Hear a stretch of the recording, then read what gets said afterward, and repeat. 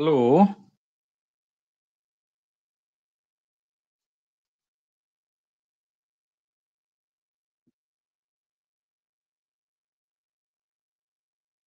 Hello.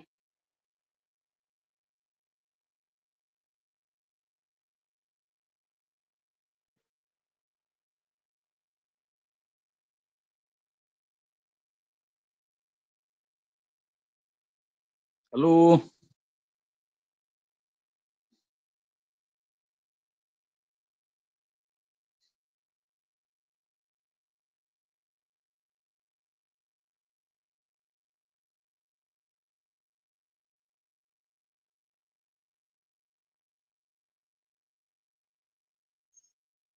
Hello.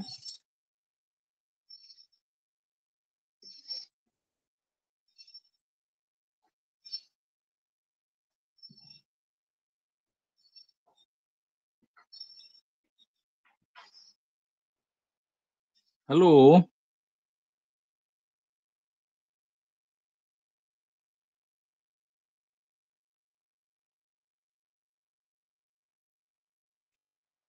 Hello.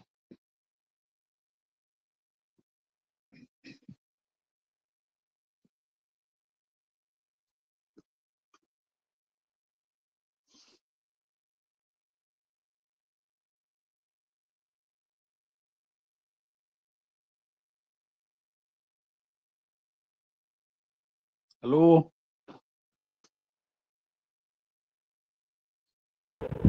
Yes, sir, Subhuji.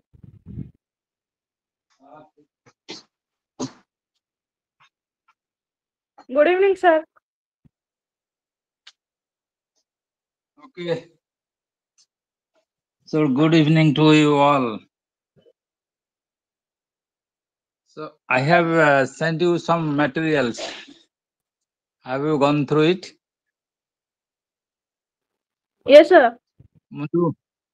अच्छा କିଛି ଯଦି କଣ କାହାର ଯଦି ଆମେ ଯାହା ପୂର୍ବରୁ ପଢିଛେ ଯଦି କାହାର କିଛି ଡାଉଟ୍ ଅଛି କୁହ ଦେଖ ଯଦି କଣ କିଛି ପଚାରିବାର ଅଛି କୁହ ନହେଲେ ଆମେ ଆଉ ପ୍ରୋସିଡ୍ କରିବା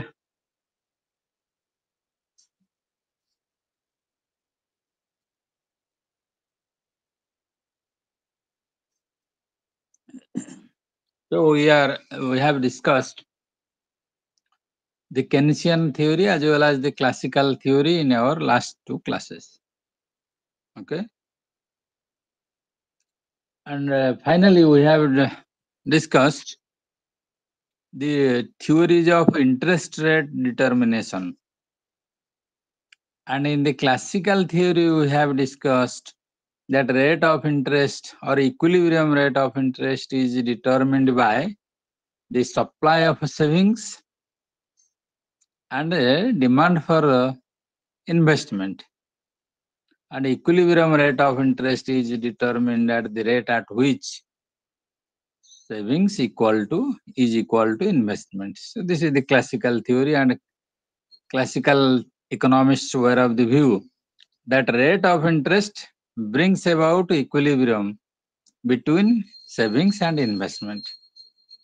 If there is some discrepancy between the two, it is the rate of interest that brings back the system into equilibrium. This is the classical theory, but Keynes has find out some major drawbacks of the classical theory, and he has developed his own theory of interest that is popularly known as the liquidity preference theory of interest. And we have discussed some aspects of this theory in which we have said that Keynesian theory is a complete theory. It considers both the demand as well as the supply side. So Keynes holds the view that rate of interest is determined both by demand for money as well as the supply of money. So demand for money in the Keynesian sense has three components. We have discussed them, but just to remind you that these three are transactions demand for money, the amount of money that people keep with themselves to make their day-to-day purchases. Second one is precautionary demand for money, which simply means the amount of money people keep with themselves to meet future exigencies. This is otherwise known as savings. These two are interest inelastic. So says Keynes. But later it was argued that at a very high rate of interest, these two types of demand for money are also found to be interest elastic. Keynes କହୁଛନ୍ତି ଯେ ଏଇ ଯୋଉଟା ଆମର ଏଇ ଯୋଉ ଦି ପ୍ରକାର demand ଯୋଉଟା ହେଲା ଟ୍ରାନଜାକ୍ସନ୍ସ ଡିମାଣ୍ଡ ଆଉ ଗୋଟେ ହେଲା precautionary demand for money they are not affected by changes in interest rate, rather they are affected by income. Higher income means higher transactions as well as precautionary demand for money, whereas lower income simply shows lower transactions as well as precautionary demand for money. This is the Keynesian logic. But the neo-Keynesians like Hicks and Hansen, they have found that at a very high rate of interest, these two type of demand for money are to some extent affected by interest rate changes. That means if interest rate is very high, then people may be induced to cut some of their expenses to save more money. So this makes the demand curve transactions as well as the precautionary demand curve for money not exactly vertical, but they are vertical no doubt, but at the upper portion they are inclined towards the vertical axis. They are inclined to the vertical axis at very high rate of interest. तार तो सुध हार जेतेबेले अति बेसी हबो लोकमाने किछि परिमाणरे खर्चको कम करिकी सेविंग्स की कम करिकी से माने खर्च कमै देकरी सेविंग करिवे जोति पे कि हमर परवर्ती after the neo-Keynesians economists after Keynes, they have found out that interest rate somewhat affects these two also. As the third one is the speculative demand for money, which people keep, the amount of money that the people keep with themselves to get benefit out of future changes in the interest rate. So this is the amount of money people keep with themselves to get benefit from the market situation. This is highly influenced by interest rate. So that means the speculative demand for money is highly interest elastic. So that we have a downward sloping speculative demand curve for money, but at a very low rate of interest, this curve becomes horizontal. This stage is known as this liquidity trap. So you must have heard the term liquidity trap.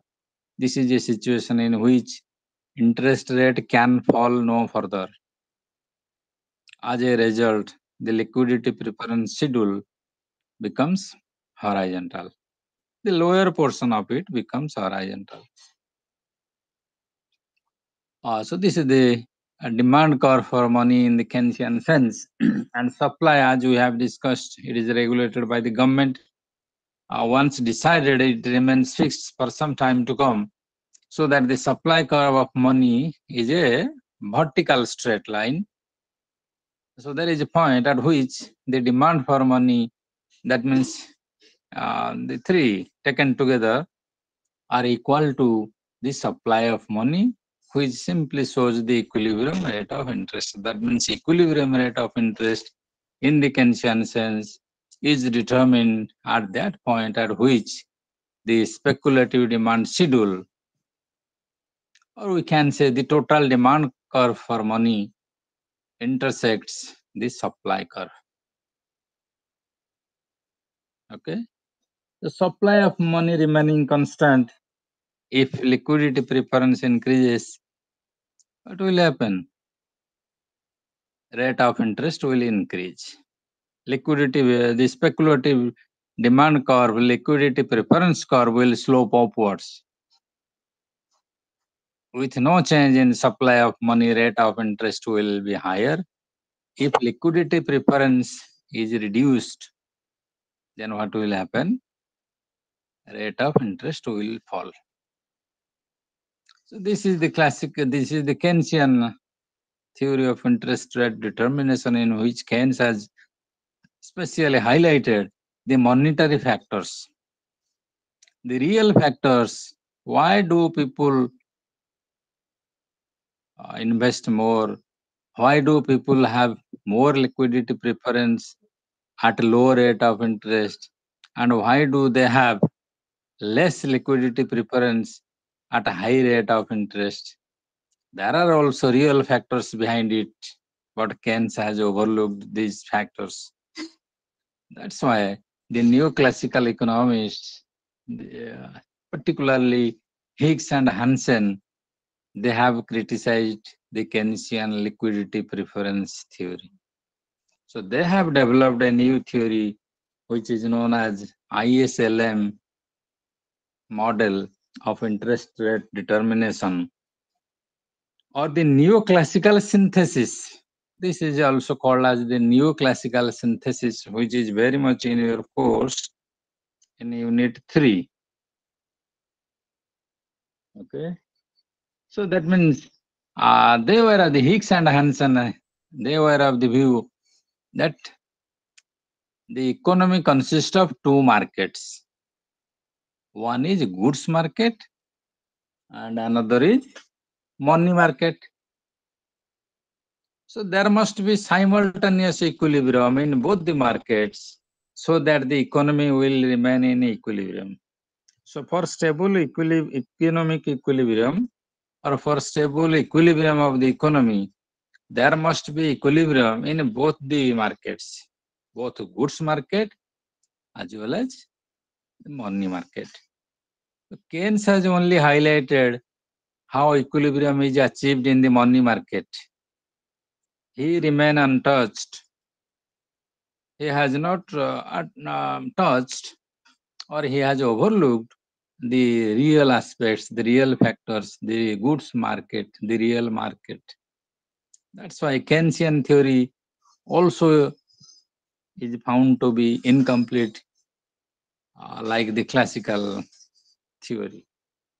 So then we will discuss how Higgs and Hansen have developed the IS and LM model. What is IS? What is LM? Schedules, how rate of interest is determined, how simultaneous equilibrium is achieved in both the markets uh, in our foregoing discussion. So we know that goods market is in equilibrium when the level of income at which the sum of consumption and investment expenditure generated by that level of income is just equal to its supply. That means aggregate demand and supply. The demand for goods and services must be equal to their supply for the economy to remain in equilibrium. And we have known that aggregate demand consists of consumption demand as well as, or consumption expenditure as well as investment expenditure. So that means for the goods market to remain in equilibrium, we must have the equality Y is equal to, Y must be equal to C plus I, where Y refers to the level of income, C is the consumption expenditure, I is the investment expenditure, and simultaneously there must be equilibrium, there must be equality between savings and investment. S must be equal to I. Savings must be equal to investment. So that means this simply shows that all the factors that affect consumption and savings, they also influence the determination of equilibrium. But Keynes has overlooked all these factors. Keynes has only said that demand for money and supply of money taken together determine the equilibrium rate of interest.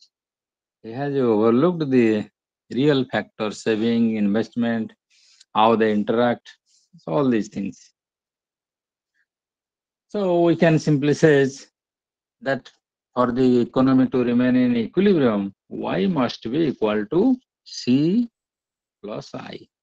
And C, as you know, the consumption expenditure, it is a function of income. Keynes, through his psychological law of consumption, have asserted that income is the factor behind consumption, or consumption is a function of income. However, the rate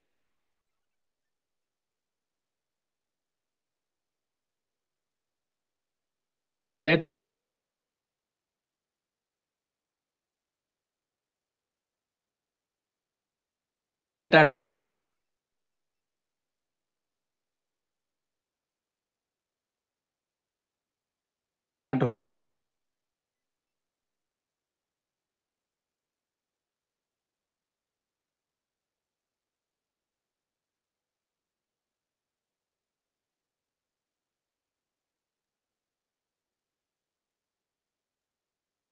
which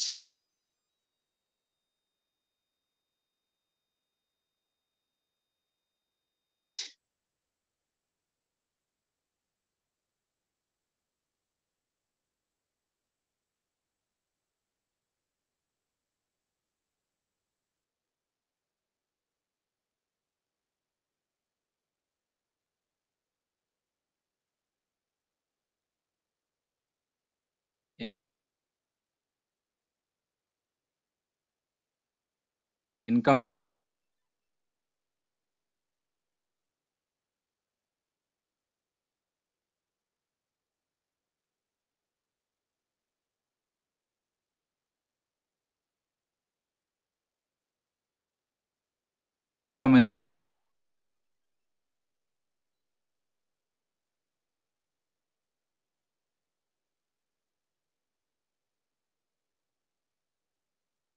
demand. So to maintain the economy at equilibrium level, Keynes has highlighted the role of investment. ତେଣୁ ଏଇଠି ଯୋଉ ପିଲେ income ବଢିବା ସାଙ୍ଗେ ସାଙ୍ଗେ MPC କମି କମି ଯାଉଛି, ସେଥିପାଇଁ ଏଗ୍ରିଗେଟ ଡିମାଣ୍ଡ କମିଯିବାର ବହୁତ ସମ୍ଭାବନା ଅଛି। ତେଣୁ ତାକୁ ଆମେ how can we maintain equilibrium? To maintain equilibrium, Keynes argues that there must be sufficient increase in investment. If private investment is not sensitive to the situation prevalent in the country, in the economy, then government may come forward.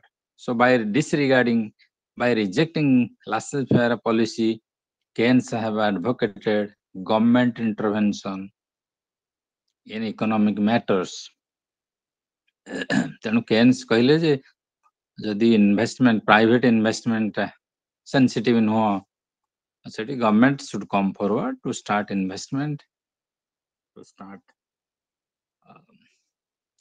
investment projects, to start in infrastructure, so that the economy will come to the track. This is the logic of the Keynesian system. So he says that Y, C is a function of income and I is a function of rate of interest. That means investment is affected by a rate of interest. So normally we have discussed the factors which promote or which affect investment in our last class, and one of them, the most important factor, is marginal efficiency of capital, and the second one is rate of interest. We have discussed all these things. So rate of interest, an investor before making investment, he or she compares marginal efficiency of capital with rate of interest. He certainly goes to invest in a project if he finds that marginal efficiency of capital is certainly higher than the rate of interest. If it is otherwise, he will think about it whether to make investment or not. This is the logic, and from this we can simply say that goods market is in equilibrium when Y is equal to C plus I. Income is equal to consumption expenditure and investment expenditure. So normally saving must be equated to investment so that the economy in the system will remain in equilibrium. So says Keynes. So we can say that in terms of saving investment approach, we can say that goods market is in equilibrium when desired saving and investment they are equal to each other, neither more nor less.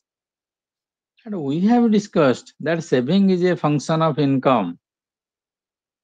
In the Keynesian sense, saving is found to be a function of income, not rate of interest. No doubt, rate of interest has some influence on savings, but unlike the classical economists, Keynes have found that it is income which affects savings. Higher income means more savings, lower income means less savings. Even if rate of interest is higher, we are unable to save if we do not have income sufficient enough to cover our basic needs. ଯଦି ଆମ ପାଖରେ sufficient income ନାହିଁ, market rate of interest ଅଧିକା ଥିଲେ ବି ଆମେ କଣ କରିପାରିବା? ଆମେ କେବଳ ଦେଖିବା ଇଏ ସେଭିଂ କଲା ସିଏ ସେଭିଂ କଲା, ଆମେ ପାରୁନେ. This is the fact. So we know that saving is a direct function of the level of income, and investment is a decreasing function of the interest rate. Saving is a direct function of income. That means more income means more savings. Saving is directly affected by income, and we have discussed time and again that in the Keynesian theory, he has highlighted that with every increase in income, consumption expenditure will increase to some extent. May not be the rate of increase in consumption equals rate of increase in income, but certainly there is an increase. But at a higher level of income, marginal propensity to save may exceed marginal propensity to consume. But we can simply say that saving is a direct function of income and investment is a decreasing function of interest rate. So from the saving investment approach, equilibrium is said to achieve when saving is equal to investment. So on the one hand, an important equilibrium condition is y is equal to c plus y.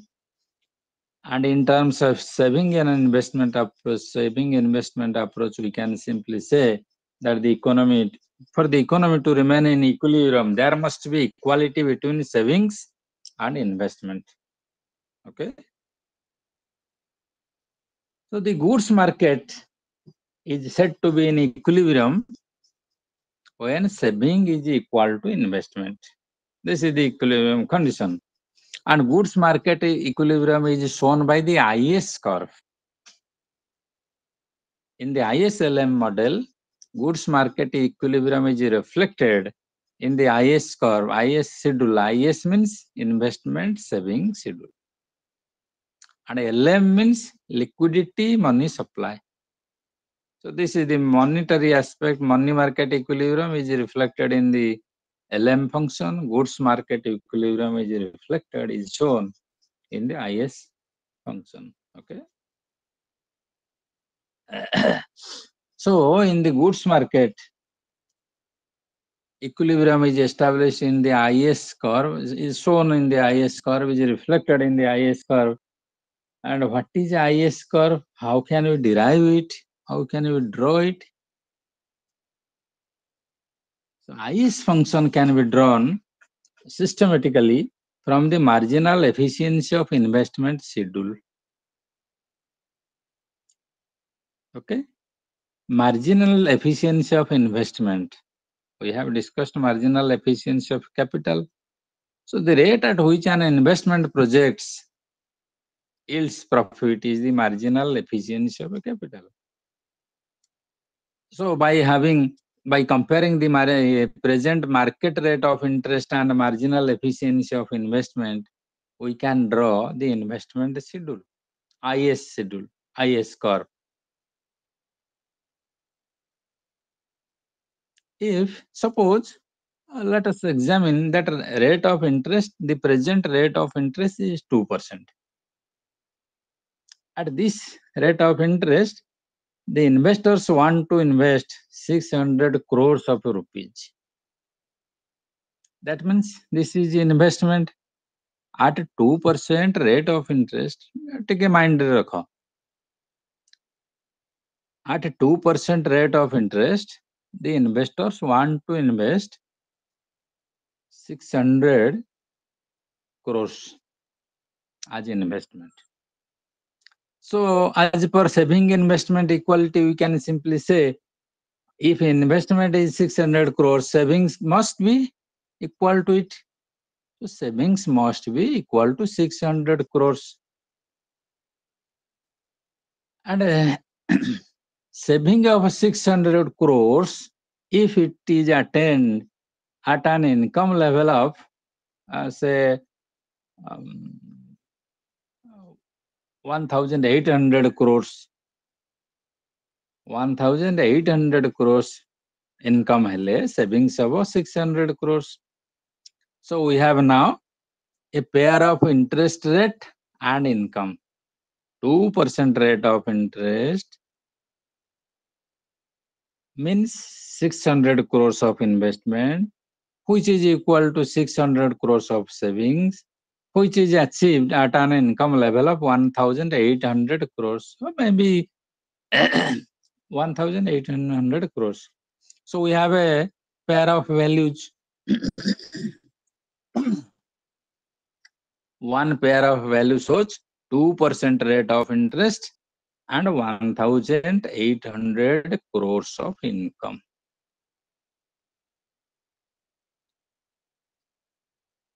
To get another pair, suppose rate of interest increases. ମନେକର ସୁଧ ହାର ବଢିଗଲା 2% ରୁ 3% ହେଇଗଲା. ଆଚ୍ଛା ସେଇଠି କ'ଣ ହବ ପିଲେ? With the increase in rate of interest, investment will fall. ଆମେ କହିଛେ investment is a decreasing function of rate of interest. So with rise in rate of interest, investment will fall. Suppose to 400 crores. Earlier it was 600 crores, now it decreases to 400 crores with a rise in rate of interest. So saving must be equal to it, 400 crores. And 400 crores of saving is achieved at an income level of say 1,400 crores. 1,400 crores. So we have now another second pair of values, 3% rate of interest and 1,400 crores of income. With these two pairs of value, if represented in a graph, in another part of the graph, and joining together these 2 points, we will get what is called the investment saving curve. So investment saving curve simply shows different levels of interest rate and income at which savings and investment are equal to each other. So IS function simply shows different pairs of rate of interest and income at which savings and investment are equal.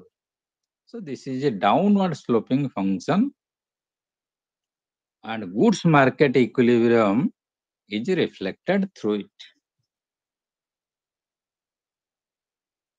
So then we will go over to the ଆହୁରି ଗୋଟେ ଆଉ ତ ବହୁତ କଥା କହିଛେ ଆମେ multiplier discussion କରିଛେ. So if ଆମେ ଆଉ ଟିକେ ଜଷ୍ଟ ତମ ମନେ ପକେଇ ଦେଉଛି, an initial increase in investment will have a multiplier effect, multiple effect on the income. So that this is known as multiplier. It is a double-edged weapon. We have also discussed it. So then we will move to the other side of the economy, that is the money market, how money market equilibrium is established.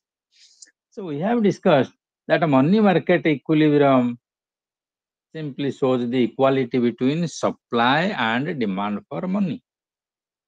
And we have discussed supply of money is regulated by who regulates the supply of money? Money supply ki regulate करे? Government. को पिले कहो कहबे? Okay, maybe government, maybe central bank as an representative of the government regulates the money supply. So by the central bank. So ame pile kahuche. So if we discuss it in the Indian context, most of the important part of the money supply is regulated by the central bank, the Reserve Bank. The government supplies 1 rupee notes and coins, and all the notes of higher denomination than the 1 rupee, these are all supplied by the central bank, the Reserve Bank of India. So that's why, of course, the central bank takes advice from the government. Though central bank is an independent body, it enjoys autonomy in money supply, but there is a agreement between government as well as the central banks. The central bank, on the advice of the government, may change the money supply if it is required. So money supply is controlled by the central bank. So and you must know that central bank is an important organ of the government. Central bank is not money profit oriented. It acts on behalf of the government as an representative of the government, as an organ of the government, and performs several functions in the national interest. It is not a profit-seeking body like the commercial banks. So this bank is given autonomy in the field of money supply. So money supply, since money supply is determined by the government, it is outside the model. So the market cannot force the government to increase the money supply. Market cannot force the central bank to increase money supply. By taking clue from the market, the central bank may increase money supply if there is a need for more money. It may reduce money supply when there is the situation is such that there needs to be cut in money supply. So demand for money. So money supply is an exogenous to the model that we are discussing. Demand for money, as we have discussed in the Keynesian sense, is consists of three types, three parts, three components. One is the transactions demand for money, other is the precautionary. Sometimes these two are taken together, transactions and precautionary demand for money as MT. And the third one, the speculative demand for money is symbolized as MSP. M superscript, SP is lower script. So we can simply say that demand for money, that means these three type of demand for money in the Keynesian sense, when equal to the supply of money, then there is money market equilibrium or equilibrium in the money market. So this is reflected in the LM curve. So the question is, how can we derive the LM curve and what is LM curve? So LM curve or LN function, we have defined the IS curve. IS function shows different pairs of rate of interest and income levels at which saving and investment are equal. This is the IS curve. So just like that, we can define LM function as a set of rate of interest and income levels at which there is equality between demand for money and supply of money. अर्थ जो curve रे different combination of rate of interest और income level सब थिबो जहा कि demand for money और supply of money की समान थिवो देखाउथिवो. So that type of curve is popularly called the LM curve, LM function. So I again repeat, LM function contains different pairs of rate of interest and income levels at which there is equality between demand for and supply of money. So we can draw the LM function, or we can derive the LM function by taking into account the speculative demand for money, the transactions demand for money, as well as the income level. So suppose we have a speculative demand for money and at 2% rate of interest, let us take the example that at 2% rate of interest, speculative demand for money is 600 crores. If total demand for money is 1000 crores and out of it speculative demand is 600 crores, then what is about transactions demand for money? And transactions and precautionary, these are combined. So if out of 1000 crores of rupees, people keep 600 crores as a speculative demand, then transactions demand would be 400 crores. Okay. So at a 400 crores of precautionary demand, let us think that the level of income required is 800 crores. So we have a pair of values, rate of interest 2%, and then transactions demand for money 800 crores. At 2% rate of interest, if speculative demand is 600 crores, transactions demand is 400 crores, total demand for money 1000 crores, and this is achieved at an income level of 800 crores. So we have a pair. Ma'am, to get the LM curve drawn, we have to find out another pair of values. So let us think rate of interest is increased to 3%. So when rate of interest is increased to 3%, what will happen? Speculative demand will fall. ପୂର୍ବରୁ ଆମେ କହିଛେ rate of interest, if rate of interest increases, speculative demand for money will fall. So at a 3% rate of interest, speculative demand, let us say it falls to 400 crores. So if it is 400 crores, then transactions demand for money would be 600 crore. So this type of demand for money, this much of demand for money, transactions demand for money is reflected, is equated to an income of 1200 crores. So we have another pair, we got another pair 3% rate of interest and 1200 crores of rupees as income. So these 2 points have to be plotted on a graph, the fourth quadrant, and these 2 points have to be joined. And in that case, by joining together these 2 points, we can be able to draw the LM curve, and LM curve is an upward sloping curve.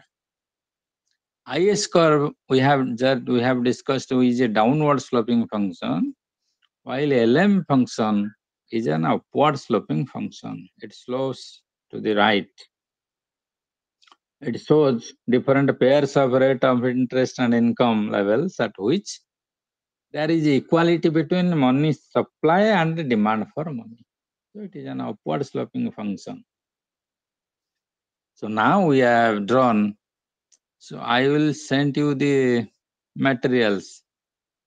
So I will send you such a type of technique so that you would find it very easy to draw the IS and LM functions.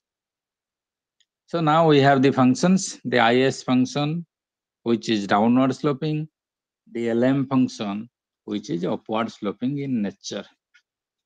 So then we will discuss how general equilibrium is achieved in both the markets. We have said that money market equilibrium is reflected in the LM function.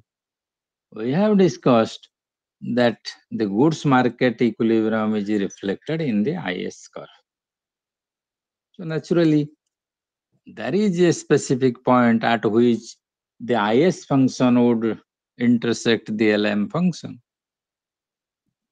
So that point determines the equilibrium rate of interest as well as the equilibrium level of income. So that means we can say that the economy is in equilibrium. Both the goods market as well as money market remains in equilibrium at that point at which IS function intersects the LM function. And this way, we are able to find the equilibrium rate of interest as well as the equilibrium level of income. So that means we can say that at the equilibrium rate of interest, goods market as well as money market, they are in simultaneous equilibrium. Both the markets are in equilibrium at the same time. But at a low, what will happen if the actual rate of interest is somewhat lower? Imagine equilibrium rate of interest रे दीटा जाक market रे equilibrium हला saving आउ investment equal रहिबो money supply demand for money equal हबो both the market are simultaneously in equilibrium. But what happens if the market rate of interest is somewhat lower than the equilibrium rate of interest? So in that case,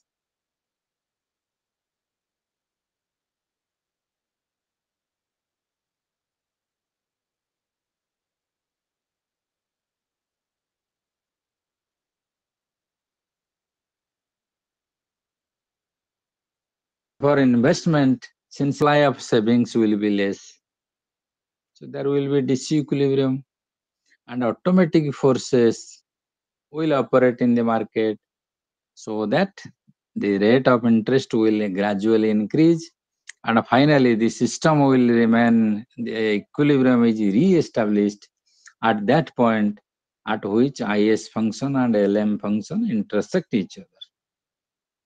So this is the neoclassical synthesis which simply shows the equilibrium both in the goods market as well as the money market. So there are factors, maybe there are factors which affect IS curve as well as LM curves. All these things discussion taken place, we can simply say that IS curve and LM curve, they are very much helpful in explaining the simultaneous equilibrium in the goods market as well as money market. ଆଉ କାହାର କ'ଣ ପିଲେ doubt ଅଛି ଯଦି କୁହ ମୁଁ ତମକୁ ସେଇ ମ୍ୟାଟେରିଆଲ୍ସ ଗୁଡ଼ା ପଠେଇଦେବି ଦେଖିବ ଘରେ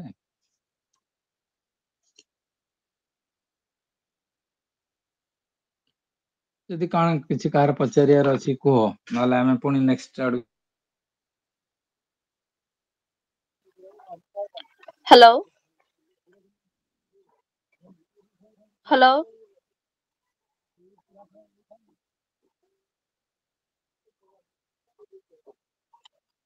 Hello.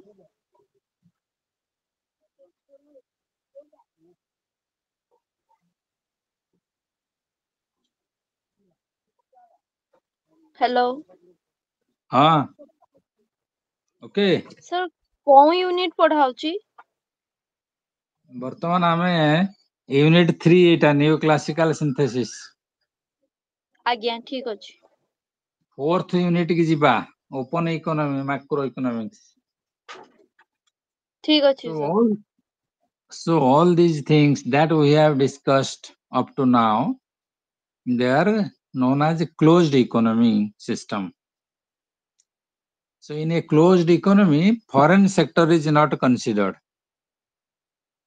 foreign trade sector is not considered.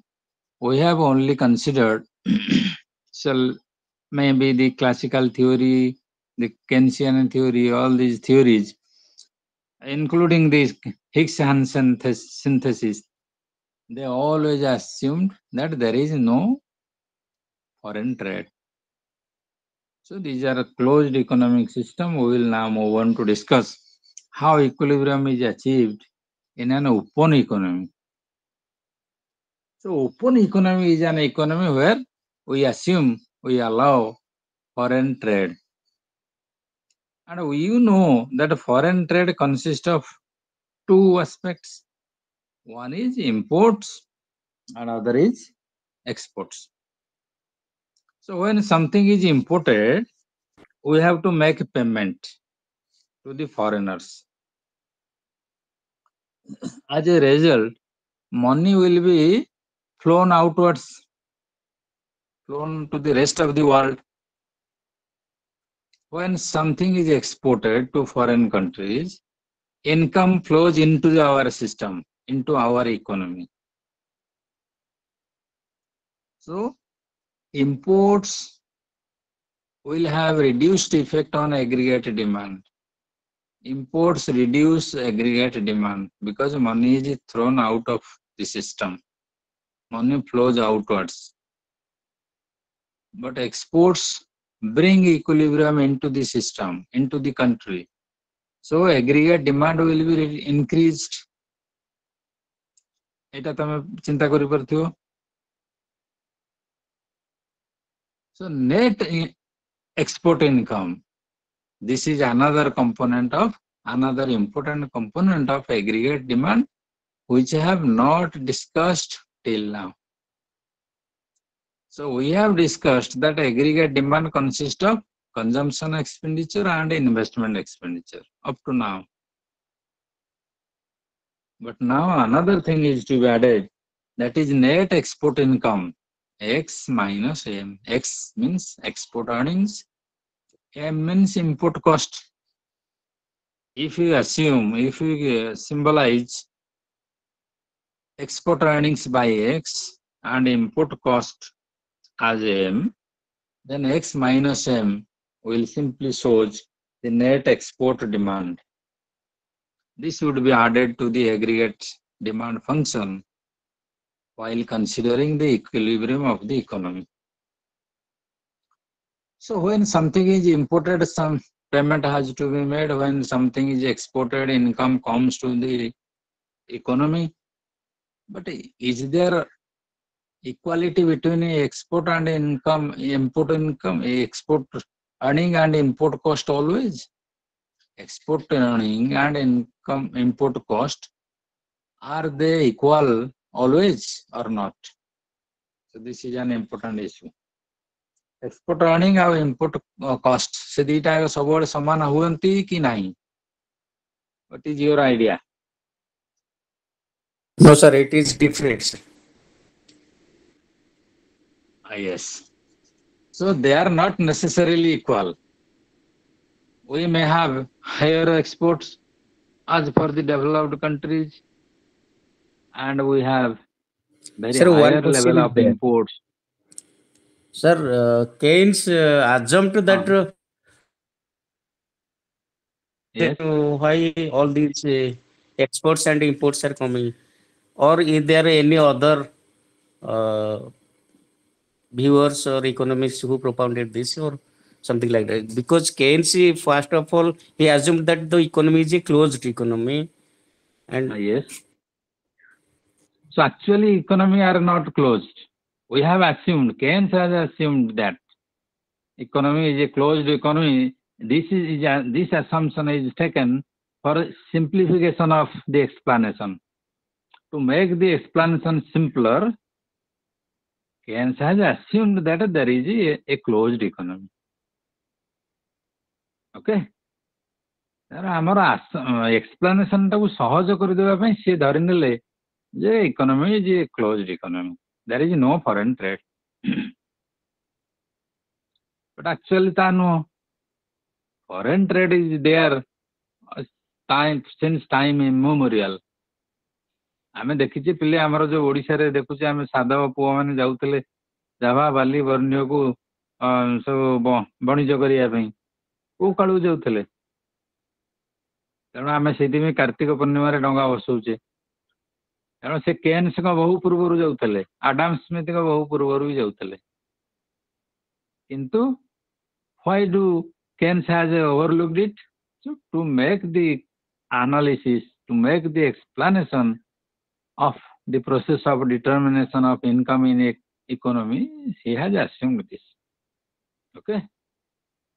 But now, as a student of economics, you must know what is the reality. Whether the economy, the present day economies are closed economies or open economies. So certainly we are open economies. Prior to 1991, India was assumed to be somewhat a closed economy. There was much restrictions on imports, exports. But what happened? In the 90s, foreign exchange level, the level of foreign exchange or foreign exchange holdings fell to rock bottom. So India was unable to make foreign payments. There was high unemployment. There was serious price rise. There was shortage of foreign exchange. The shortage goes to that extent at which it was impossible to maintain 15 days imports. So that's why government was forced to adopt new economic policy under the advice of World Bank, IMF, and their advisors.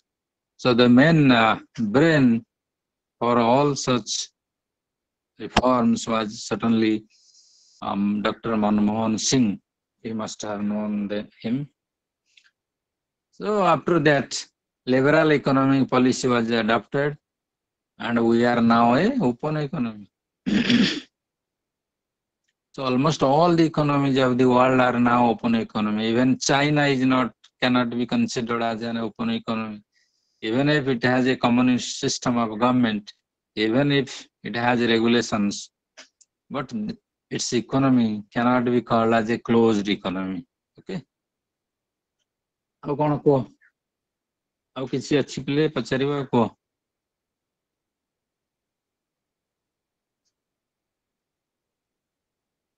Hello ଆଉ ଗୋଟେ concept ଥିଲା ସେ ଲେଖିଥିଲା paradox of thrift paradox of thrift means savings. So a saving is a private virtue. That means almost all the people, they want to save money. But if all the people save money, consumption will be less.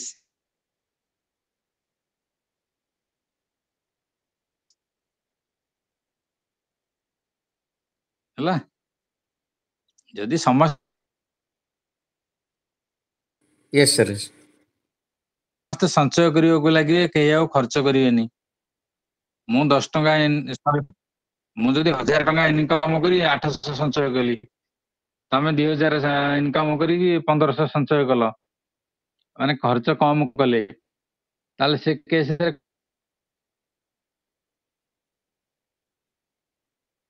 କଣ ହବ economic situation economy will go down କିଛି ସମୟ ପରେ on open economic system. So almost all the countries of the world, they import goods and services. Not only we import goods, we also export goods, we also import services, we also export services. So in addition to goods and services, there are also other components of the balance of payments. So there are two related concepts. You must have an idea about that. One is balance of trade, another is balance of payments. ଜାଣିଥିବ ପିଲେ balance of trade means difference between export and import. Specifically, the difference between export of goods and import of goods. This constitute balance of trade. But balance of payments is much wider than that. In addition to the import and export of goods, there are other components. The export of services, there are unrequited receipts like gifts from the foreigners. There are also capital receipts like borrowings or capital repayment, interest repayment. There are also sale and purchase of assets to the foreigners. So just like export of services, export of capital, we have import of services, unrequited payments. That means we have to maybe our government give some gifts to other governments, to foreigners. Just like capital borrowings, we may lend capital to other countries. Our nationals may invest in foreign countries. So all these things, they are included not in balance of trade, but in balance of payments. So balance of payments is a larger term. It shows the systematic transactions of all the systematic record of all the transactions that take place in a country during a year. Okay, so balance of payments. So naturally there are two sides in the balance of payment. ଆଉ ଗୋଟେ କଥା ପିଲେ ତମେ ଶୁଣିଥିବ, balance of payments always balances, but balance of trade does not balance.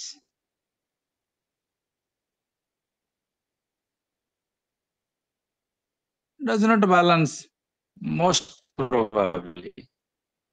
There may be situations in which they may balance, but most of the times we see that a balance of trade does not balance, but a balance of payment always balances. This is made equal to, this is in bookkeeping sense. এই যে কথাটা ଆମେ କହୁ ଯେ balance of payment always balances, ତାର ଅର୍ଥ କଣ? ନା balance of payment କୁ ଆମେ ସମାନ କରୁ। ତାର ଯୋଉ ବହୁତ ଦିଟା ସାଇଡ ଅଛି, ଗୋଟେ ହେଲା କ୍ରେଡିଟ ସାଇଡ, ବୋଲେ ରିସିପ୍ଟ ସାଇଡ, ଆଉ ଗୋଟେ ହେଲା debit side, means import payment side. ଧର ଆମେ ଏକ୍ସପୋର୍ଟ କଲେ କିଛି ଜିନିଷ, ଆମେ ଇନକମ ପାଇଲେ, ସେଟା ରିସିପ୍ଟ ସାଇଡରେ, କ୍ରେଡିଟ ସାଇଡରେ ରହିବ ଏକ୍ସପୋର୍ଟ ଅର୍ନିଙ୍ଗସ ଟା। ଆମେ ଯଦି କିଛି ଜିନିଷ ଇମ୍ପୋର୍ଟ କରୁଛେ ବାହାରୁ, ଅନ୍ୟ ଦେଶରୁ, ଆମକୁ ପଇସା ଦେବାକୁ ପଡିବ, ପେମେଣ୍ଟ କରିବାକୁ ପଡିବ। That is a part of the payment side or debit side. So debit side is normally reflected in the right hand side, and receipt side or credit side, they are shown in the left hand side of the balance of payments. Balance of payments रे सेटा left hand side रे रहिबो credits बा receipt, आमे जहा पाऊ हमरा आय, payment side टा रहिबो डाहण पटे। आउ जो आइटम गुड़ाक आमर क्रेडिट साइड रे अछि, जस्ट सेडा आउ टिके तुमको रिमाइंड कर देउ जे export of goods is a major component of credit side. There is also export of services. We also export services to foreign countries. We also give gifts. We also receive gifts. Sometimes we give gifts to foreigners, foreign governments, maybe foreign dignitaries. Sometimes we received gift from the foreigners, from the foreign government, from foreign dignitaries. So this is called unrequited receipts. They are not certain. Another important aspect is capital receipt. So another important component of the credit side, receipt side, is the capital receipts. Capital receipt means borrowing from foreign countries, capital investment by foreigners in our country. So just like that. So corresponding to these four items, we have equivalent items in the debit side as well. So in relation to the export of goods, we have import of goods. आमे जेमति किछि जिंस export करूचे बहु जिंस भी आमे import करूचे. So import of goods constitute the major component of the debit side. Another thing is import of services. We also import services. Foreigners are engaged. Outsourcing is made. So all these are import of services. There is also unrequited payments, means gifts made to the given to the foreigners. And another important is capital payment. Just like capital receipts, we have a capital payment. Capital payment is made when we lend to foreigners or when we purchase assets from the foreigners. So all these four items and their corresponding related terms, they are found in balance of payments accounts. So how balance of payment is balanced? तम मन रे सेठु प्रश्न आसीबरे balance of payments ता केमिति balance बा समान रहउची. So this is made equal. In the bookkeeping sense, this is made equal. How? Suppose we have an export of goods to the extent of 5,000 crores. Okay. मनकर आमे goods export कले 5,000 कोटी 5,000 crores in rupee terms. And we have imported goods worth of 8,000 crores. मन रखिले पले एटिके मन रख. आमे 5,000 कोटी टंकार goods export कले फॉरेन को. आमे 8,000 कोटी टंकार जिनस इंपोर्ट कले. ताले कोन हला बैलेंस ऑफ ट्रेड केते पॉजिटिव ना नेगेटिव को अपले को we Sir, have negative. we get yes, so there is a negative balance of trade to the extent of 3,000 crores. 3,000 कोटी टंकार नेगेटिव डेफिसिट अछि. बैलेंस ऑफ ट्रेड रे डेफिसिट रहिला. So how this is adjusted? तब केमते हम adjust करिया. अच्छा आउ गोटे आइटम आमे कहूची export and import of services. Service भी एक्सपोर्ट इंपोर्ट होची. Suppose we export services to the value of 2,000 crore. आमे 5,000 कोटी टंकार गुड्स एक्सपोर्ट करथले 2,000 कोटी टंकार सर्विसेस एक्सपोर्ट कले. ताल से दीटा मिसिले केते हला 7,000 crore 7,000 goods and services export. The import of goods be services भी अछि. Suppose we have imported services worth of 500 crores during that year. So import of goods and services taken together, they are found to be 8,500 crores. Import of goods and services है 8,500 कोटी. Export of goods and services है 7,000 कोटी. Still we have a deficit. जदियो deficit किछि एठी makeup हो गेला services रे तथापि हमर डेफिसिट रहिला केते 1,500 crores. This is the deficit in balance of trade. तापर आउरी कोन अछि थर्ड आइटम हमरो जो unrequited receipts gifts received from foreigners. माने करो हमर गोटे we have received unrequited receipts of rupees 1,000 crore. मनकर हमरो unrequited receipt आसला 1,000. So if this is added to the total export earning, there would be export earning of 8,000 crore 8,000 कोटी. ताल सेपटे देखिया we must have made make some payment to the foreigners as well. Unrequited payments, suppose it is 500 crore. आमे foreign रू receive करचे 1000 कोटी टंकार unrequited receipts gifts आकार रे और आमे पेमेंट करचे 500 कोटी ताले सेठी भी किछ मेकअप हे गला ताले से साइड के मिसई देबा केते हबो ना 8500 plus 500 9000 so 9000 crore is now the value of import earning import payment import cost and export earning is equal to 8000 crores. So that means there is still a deficit of rupees 1000 crores. Our export earning वर्तमान सुधा 8000 कोटी किंतु import cost वाला 9000 कोटी. So we have a deficit of 1000 crore. So how this is adjusted? This will be adjusted. This has to be adjusted in capital account. जे आमे जो book keeping sense रे कहूचे जे balance of payment always balances, this is made equal. This is not automatically equal. Automatically सेटा equal हबनी हमको ताको equal करियो पड़िबो ताहाले एठी जो capital receipt अछि हमरो आमे कोन करिया तर हमरो कैपिटल पेमेंट देखिबा suppose we have to make interest pay interest on foreign loans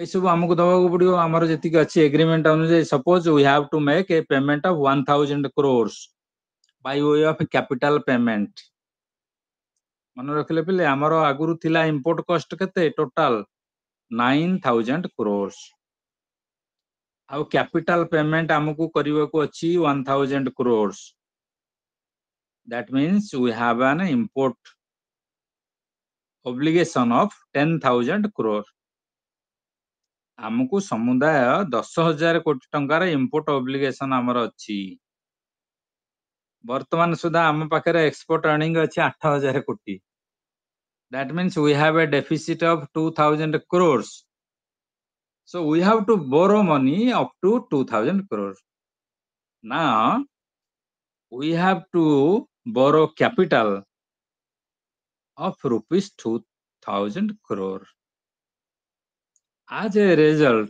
our export earning will be equal to 10000 crore import cost is also 10000 crore balance of payment is balanced okay so this is how balance of payment is balance of payment always balances seiti bi kwa jay if there is deficit in current account we have to make adjustment in capital account if there is a surplus in capital account we have to borrow we have to lend money to foreigners so that our capital is outflown so that we will have a equality between both the sides हमको both side जो credit और debit side की equality आनिबा पई हमको ए capital account रे adjustment करियो पड़ियो को पिला कोन कार बुझियार अछि डाउट किछ अछि को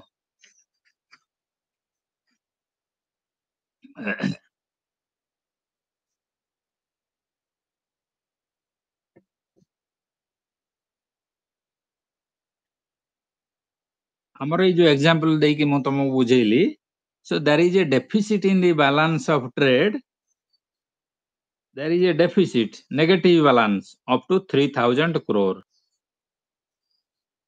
आमे एक्सपोर्ट करचे 5000 कोटी टंकार एक्सपोर्ट अर्निंग आमे 8000 कोटी टंका इंपोर्ट करचे so there is a deficit of 3000 crore in our balance of trade balance of goods trade okay तापर आसिला balance of services our exports of services export earning from services is 2000 crore import of services is 500 crore आमे 2000 कोटी टंकार services export करचे आउ 500 कोटी टंकार import करचे तार था net केते हम पाखरे अछि we have a positive balance of services to the extent of 1,500 crores.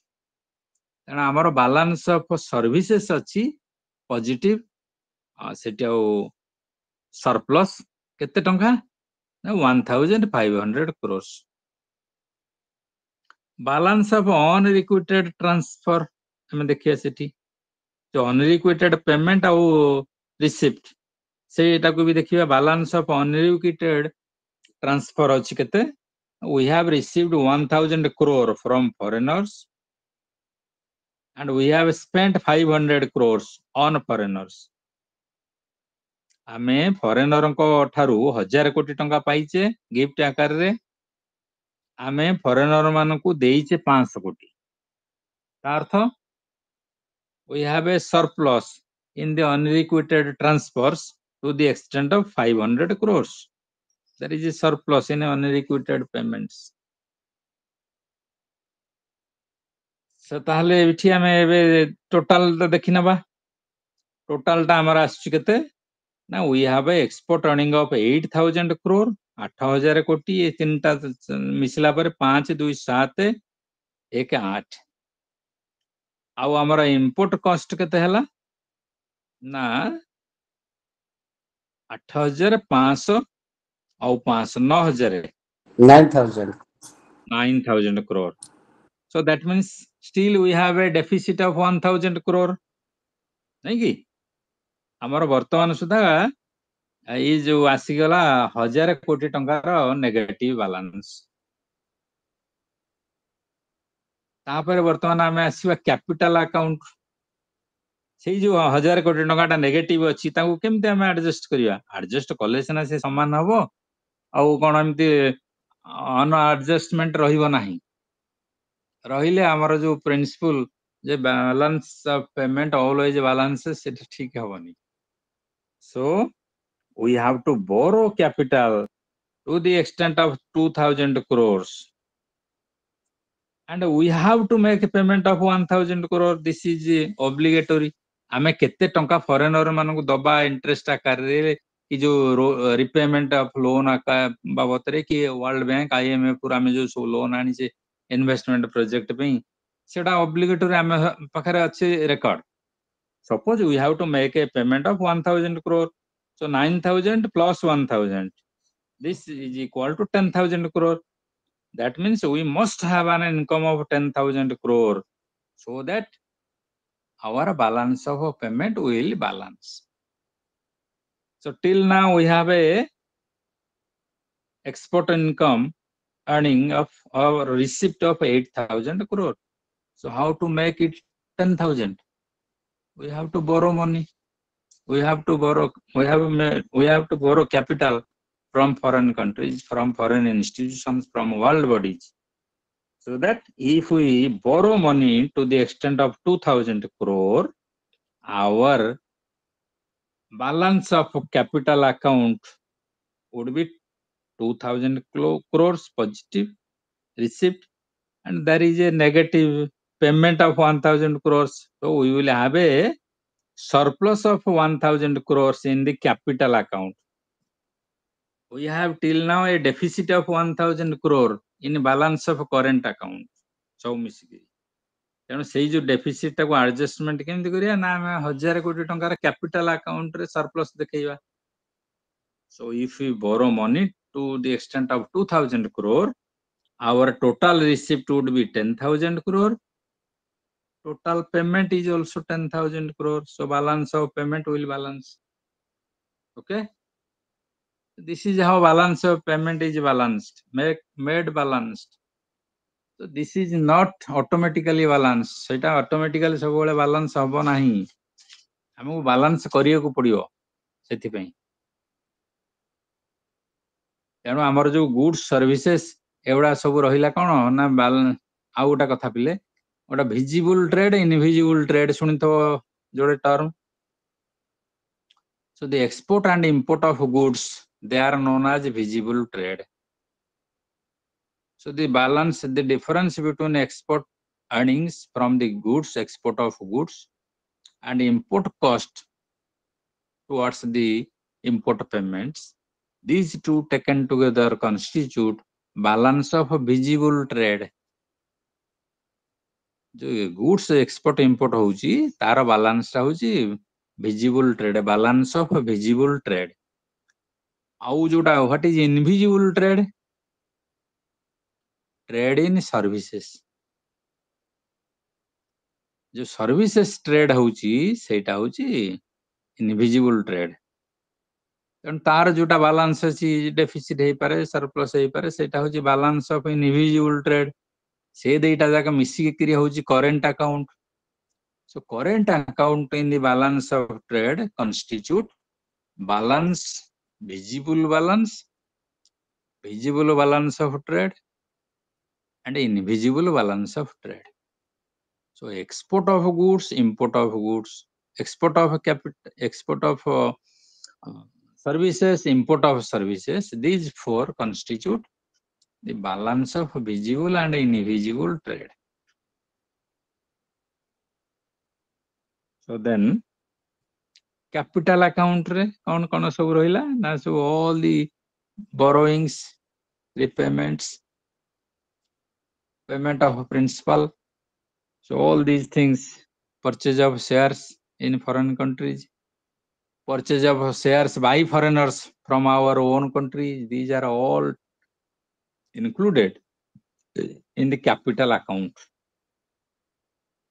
So current account and capital account, these are two important accounts. If there is a surplus in current account, we have to make a deficit in capital account so that there will be balance. If there is a deficit in current account, we have to make surplus, we have to show surplus in capital account so that there will be balance in the balance of payments. ଆମର ଏଠି କଣ ହଉଥିଲା ନା 9000 କୋଟି ଟଙ୍କାର ଆମେ last କୁ ଦେଖୁଥିଲେ ଯେ ଆମ ପାଖରେ ଅଛି ରିସିପ୍ଟ ସାଇଡ ରେ କିନ୍ତୁ ଆମକୁ 10000 କୋଟି ଟଙ୍କା ଦରକାର ତା ଅର୍ଥ ଆମେ ଏଠି କଣ ଗୋଟେ ନା ସରପ୍ଲସ୍ ଆଣିଲେ କ୍ୟାପିଟାଲ ଆକାଉଣ୍ଟ ରେ 1000 crore ଯାହା ଫଳରେ କି ଆମର ଯୋଉ balance ହେଇଗଲା current credit side, debit side balance ଆସିଗଲା ଆଉ okay. So this is how balance of payment is calculated and estimated. कौन आउ कहार अछि डाउट प्ले को जदि किछि कौन को विषय बुझियार थियो को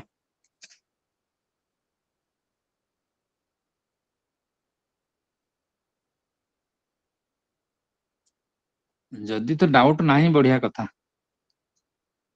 जदि कौन किछि पचरियार अछि को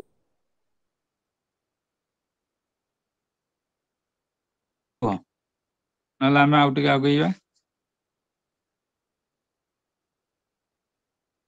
हेलो सुनबी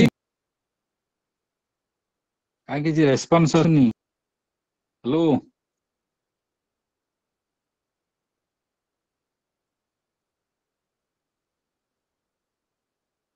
हेलो କରି ପାରି କ୍ରେଡିଟ इले तमे सुनि କିଛି परछटी ଦେଖିବେ ନା କ୍ରେଡିବିଲିଟି हैं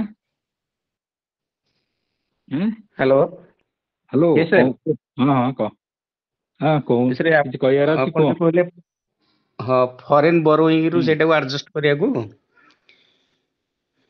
हाँ हेलो शुण आम ये जोटा रहा बालांस ऑफ ट्रेड आमर जो हाँ हाँ शुभुची तो मुझे जहाँ कहूँ मुझे पॉइंट तुम पाइली शुणी पारुच तो मत हेलो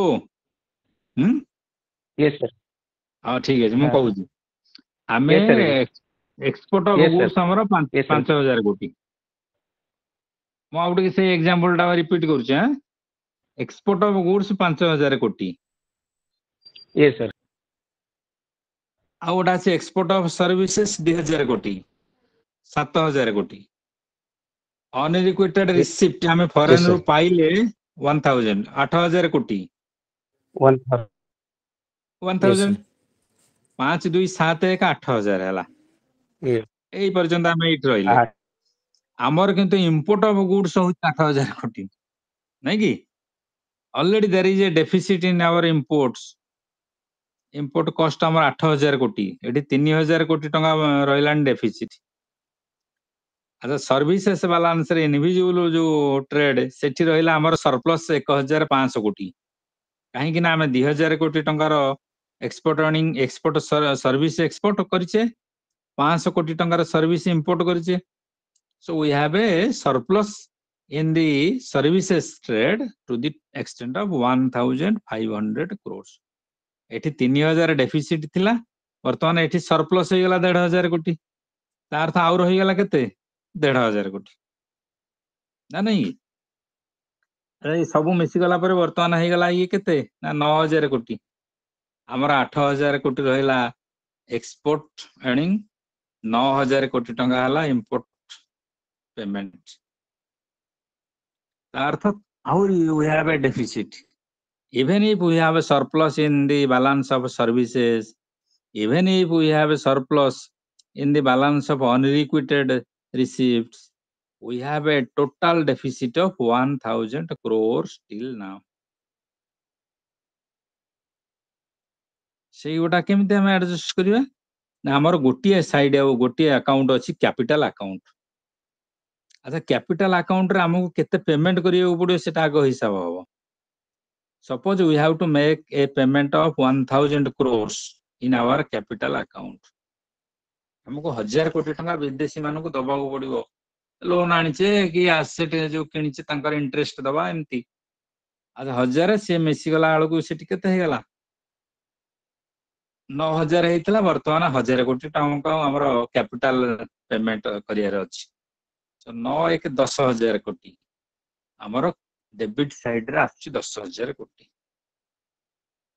हमर डेफिसिट अछि एठी 1000 कोटी वर्तमान सुधा so this deficit is adjusted by a surplus in capital account तेणु कैपिटल अकाउंट रे हमको गोटे सरप्लस देखैया पड़ियो हमर एठी कैपिटल अकाउंट रे पेमेंट अछि 1000 कोटी किंतु हमें रिसीव करिया 2000 कोटी अर्थ 2000 कोटी टका करज आनिले हमें तादिर 1000 कोटी पेमेंट करिया आ 1000 कोटी बैलेंस रही से 1000 कोटी रो बैलेंस में हबा फळे रे कोन हबो ना total receipt it would be 10000 crore and total payment debit would be 10000 crore this is how balance of payment is balanced हला बुझि गेला पिले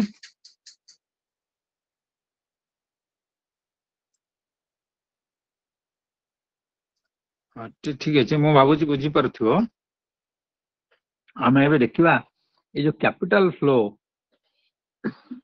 सेटा दी चारि प्रकार अछि उडाला capital flow is of two types one is autonomous capital flow another is accommodating capital flow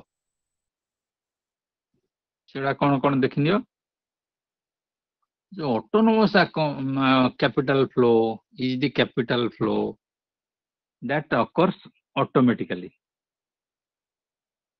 माने किछि जो कैपिटल हमें इंपोर्ट करछे कि एक्सपोर्ट करछे जोटा ऑटोमेटिकली होथियो सेटा हला ऑटोनोमस कैपिटल फ्लो मन करो हम इंडिया रे गोटे कंपनी रो शेयर किनले जने ब्रिटिश सिटीजन 1000 कोटी टंका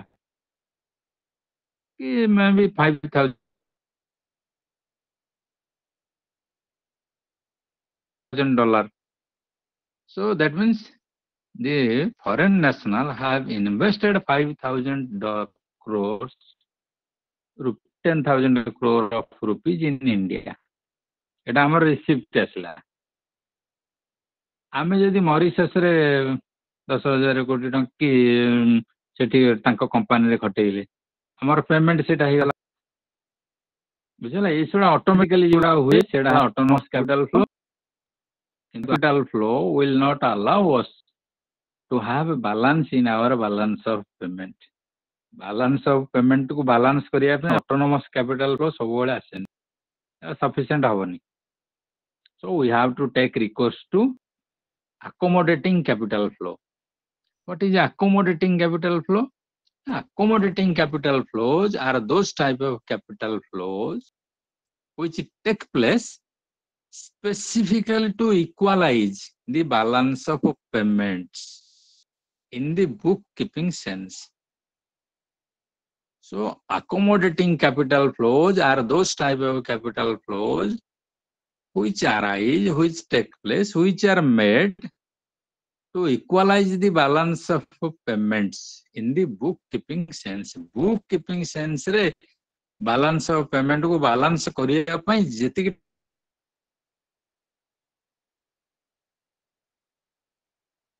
ଟଙ୍କା ଆମେ ଯୋଉଠି 2000 କୋଟି ଟଙ୍କାର କ୍ୟାପିଟାଲ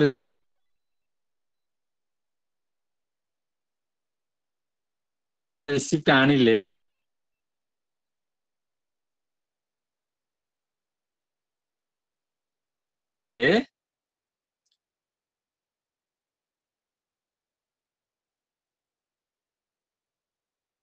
ବୁଝିଗଲା ପରେ ସେଇଟା ହେଲା ସେଇଟା autonomous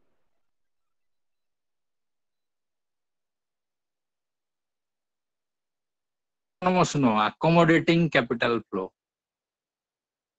accommodating ଆମେ ତାକୁ accommodate କଲେ ଆମେ ତାକୁ arrange କଲେ ଆମର balance of payment କୁ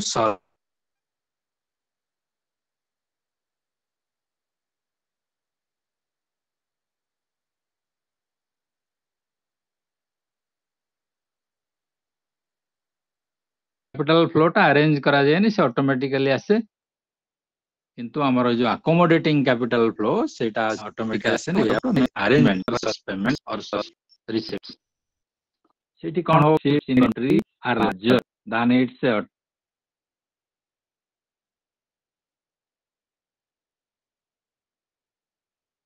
autonomous payments. So the autonomous adjustment payment in USA is 10,000 crore of dollars and payment is 8,000 crores of dollars. So they have a surplus of 2,000 crores of dollars in their autonomous payments.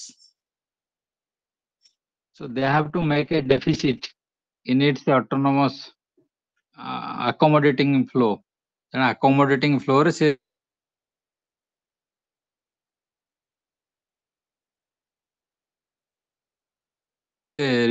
deficit ଦେଖେଇବେ ମାନେ ଅଧିକା ଟଙ୍କା କରଜ ଦେଇଦେବେ ସେଟା ପଳେଇବ ବାହାରକୁ ଯାହା ଫଳରେ କି ପୁଣି ବାଲାନ୍ସ ଆସିବ. So this is how autonomous and accommodating capital transfer takes place in order to have a balance in the balance of payments. ଅଛି କି କିଛି ବୁଝିବାର ଅଛି କି କଣ ରିମାର୍କ କି ଦବ କୁହ ତାପରେ ଆମେ ପୁଣି ଆଉ ଗୋଟେ disequilibrium କୁ ଯିବା.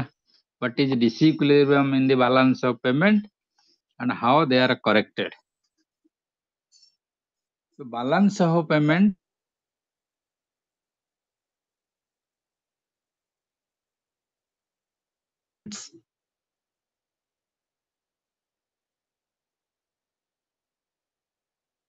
disequilibrium ପୁଣି କଣ ଆମେ ତ ଏଠି କହିଲେ balance of payment always balances. Then how does there arise disequilibrium? How does disequilibrium is corrected? ସେ ବିଷୟରେ ତମର ଡାଉଟ ଥିବ ନିଶ୍ଚିତ କୁହ. ଆମେ ତ ଏଠି କହିଲେ ଯେ balance of payment always balances. ପୁଣି disequilibrium କାହିଁକି ହବ ସେଠି ତ equilibrium ହେଲା କୁହ କଣ ତମର ସେ ବିଷୟରେ ଆଇଡିଆ ଅଛି?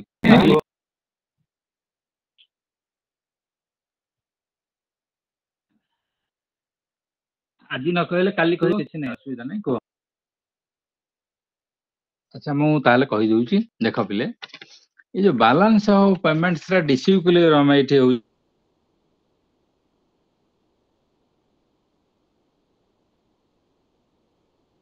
ହଉଛି କାହିଁକି ହଉଛି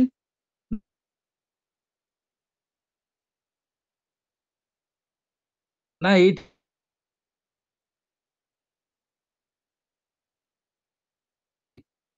କିନ୍ତୁ ପୁଣି ସେ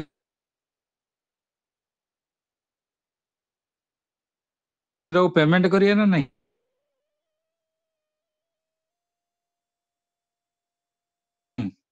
ए वर्ष जो टंका आमे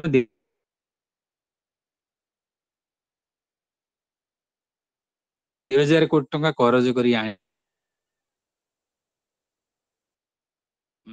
मैनेज करिया में आमे ताकू पुणी आर वर्ष को पेमेंट करिया सेटा 2000 कोटी से पुणी पेमेंट साइड की पळे आर वर्ष को ना नहीं इन पूर्व वर्ष जहां लोन कर आनिबा सेटा वर्ष पेमेंट करियो ई balance of trade side and balance not including capital adjustments. So disequilibrium in the balance of payment in a country may take place because either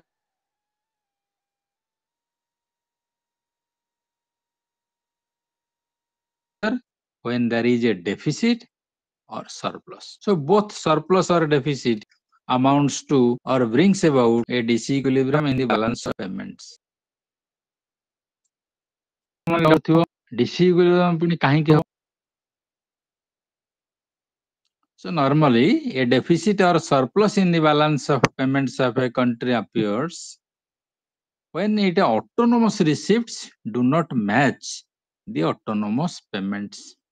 That means the autonomous receipts or credit side is not matched to its autonomous payments or debits. Autonomous मन रख पिले हमर जो autonomous receipt जहां आपे आपे आसुची country भितर को सेटा जदि समान न होतो माने ये कैपिटल रिसीप्ट तार तो कैपिटल अकाउंट को छाड़ी देई करी बाकी जो चारटा अकाउंट रहिला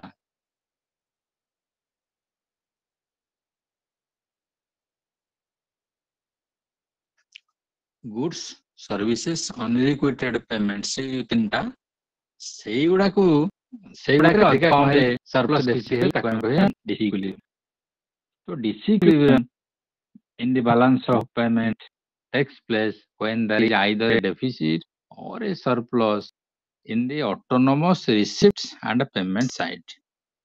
If autonomous credit or receipts exceeds autonomous payments or debits, there is surplus. On the other hand, if autonomous debit or payments exceeds the autonomous credit or receipts, there is a deficit in the balance of payments. So both deficit as well as surplus, they are reflected as, they are considered as a disequilibrium in the balance of payments.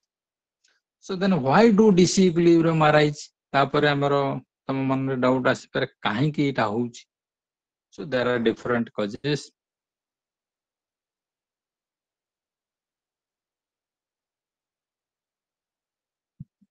There are different factors behind the disequilibrium in the balance of payments. We will discuss shortly. So one is a random variable. One of the important things that affects balance of payments disequilibrium. So what are random variables? Now variations in trade, variations, seasonal fluctuations, effects of weather on agricultural production. These are random variables. Some serious natural calamities like tsunami, like serious earthquakes. So they are considered as random variables. Severe cyclones, high floods, or serious drought may adversely affect agricultural production. Man-made catastrophe like war, it also may be accepted as a random variable that very much affect our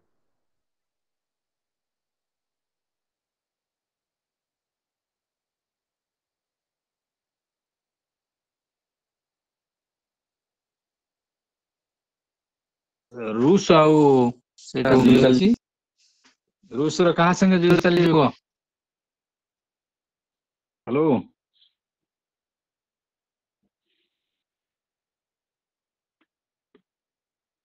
ए जोटा रूस Ukraine सह युद्ध रे हां बस Ukraine रूस जो युद्ध चलछि कोन होई सेठी जो बम पड़ी कि यूक्रेन पूरा नष्ट ध्वंस विध्वंस हो गया जोथि पे कि हमर वर्तमान ए जो आमे सब ऑयल एडिबल ऑयल इंपोर्ट करू most of the edible oils are imported from Ukraine.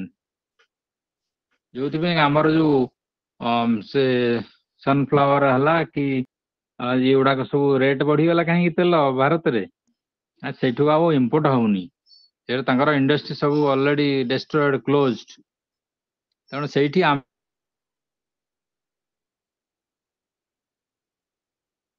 ସବୁ ଯୋଉ ଇମ୍ପୋର୍ଟ କରୁଥିଲେ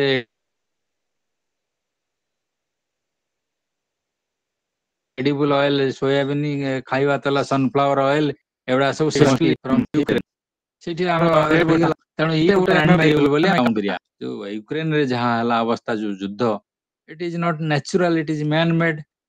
So this is also accepted as a random variable which cause this deficit or disequilibrium in the balance of payments. So disequilibrium is also caused like change in the consumer's tastes within a country,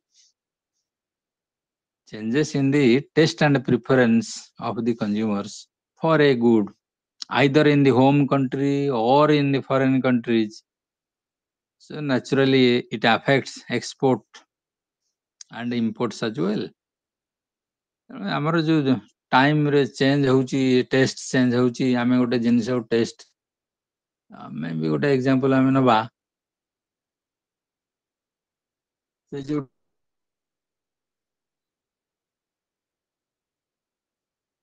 ଆମର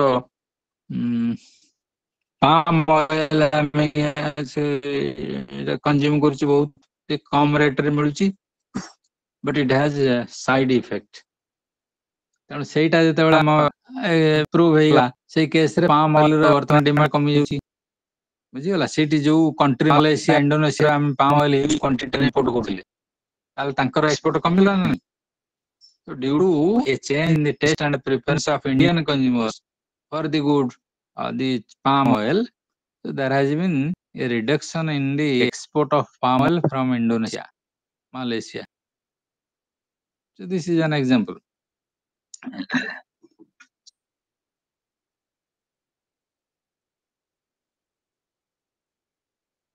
So continuous fall in the country's foreign exchange reserves may be taking place, which is accepted as a fundamental change in the economy.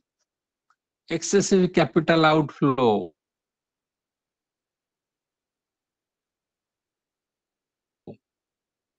due to massive import of capital goods, raw materials, essential consumer goods, technology.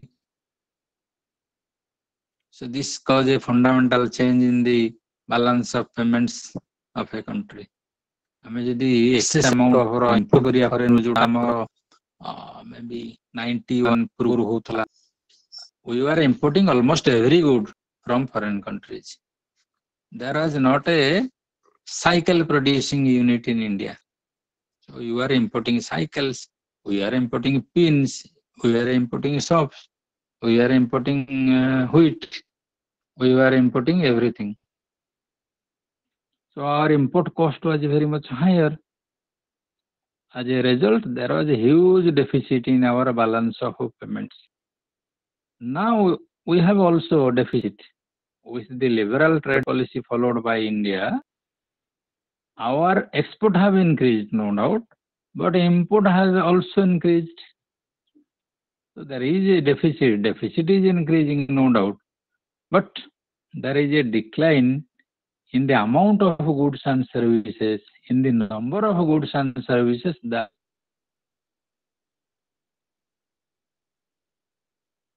we are importing now. That is the case. So low competitive strength in the world market also adversely affect the export of a country.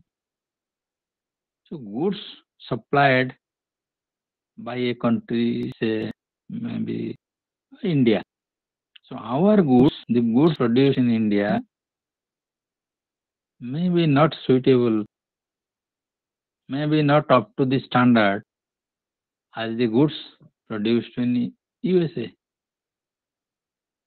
Why do we import mobile phones from South Korea, motor cars from Japan, हमर India रे भी motorcycle produce होची, car produce होची, mobile भी produce होची। सेटा match करनी competitive strength तार नाही, तेणु आमको फॉरेन रु एटा भल जिनिस को इंपोर्ट करूचे। So as a result, we are importing more. We are facing difficulty, deficit in the balance of payments, inflationary pressures in a country. If there is inflationary pressure in a country, exports become costlier, imports become cheaper. गोटे देश रे जदि inflation हबो सेठी कोन हबो, export टा costlier हो जो, सब जिनिस रो दर बढ़िबो, एक्सपोर्ट रो जो जिनिस गुडा एक्सपोर्ट होउतला तार एक्सपोर्ट करतले 1.5 लाख।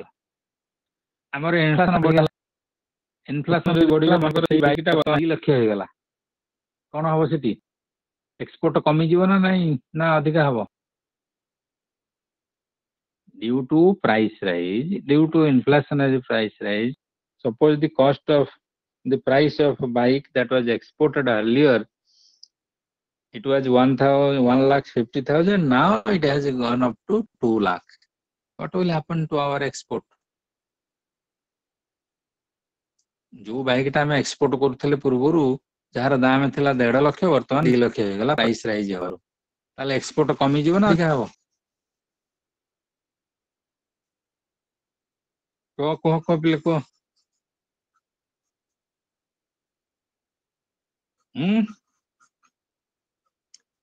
अच्छा पिले तुम शुणी पारुचटी जहा कहूची? Hello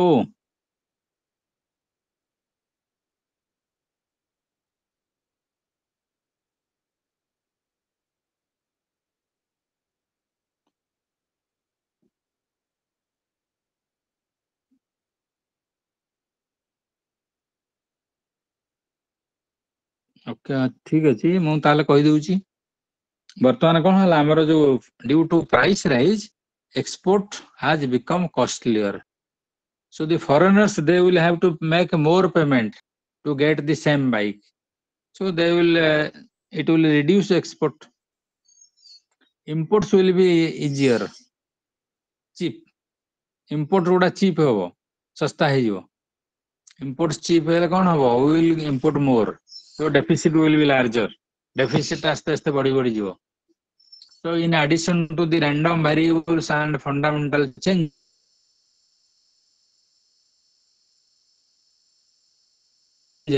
there are also structural changes as well.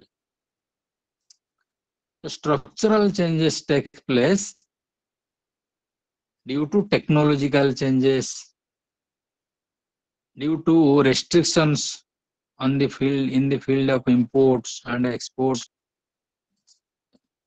So if export and imports they are restricted, then it will have disequilibrium in our balance of payments.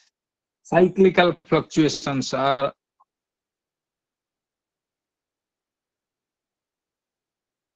also another factor behind disequilibrium in the balance of payments.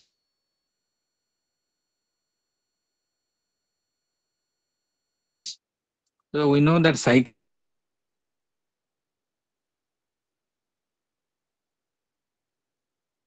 cyclical fluctuation means fluctuations in economic activities, fluctuations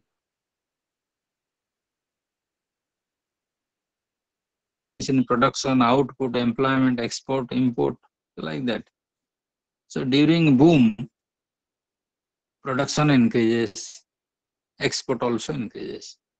But during slump, production decreases, export also decreases.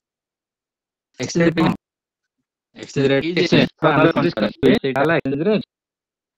Suppose we spend, we have to give 50 rupees to get a dollar, then the Indian rupee and dollar, US dollar is 50 rupees is equal to $1.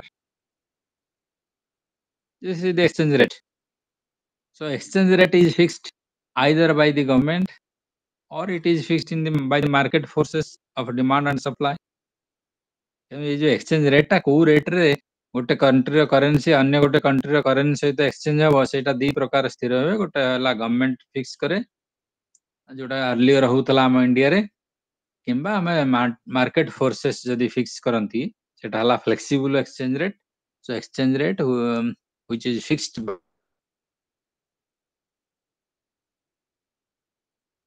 by the market forces is called flexible exchange rate system, and a fixed exchange rate system is that type of that exchange rate which is fixed by the authorities. Authority government is fixed kala exchange rate ku सेटा होची fixed exchange rate यदि market forces द्वारा सेटा fix होला determine होला सेटा होची flexible exchange rate. So exchange rate is also affects the export and imports and causes disequilibrium in the balance of payments. Suppose what a devaluation hela. Suppose the value of Indian rupee is reduced. Indian rupee ro value decrease kala. ताले से case रे कौन हो India रो sir flexible और पेसिबल रो दीटार रुपी रो value जदी decrease कला से केस रे कौन हो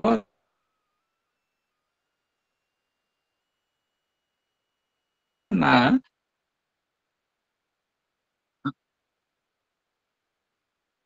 flexible exchange rate system is a type of is exchange rate jeta how it is fixed.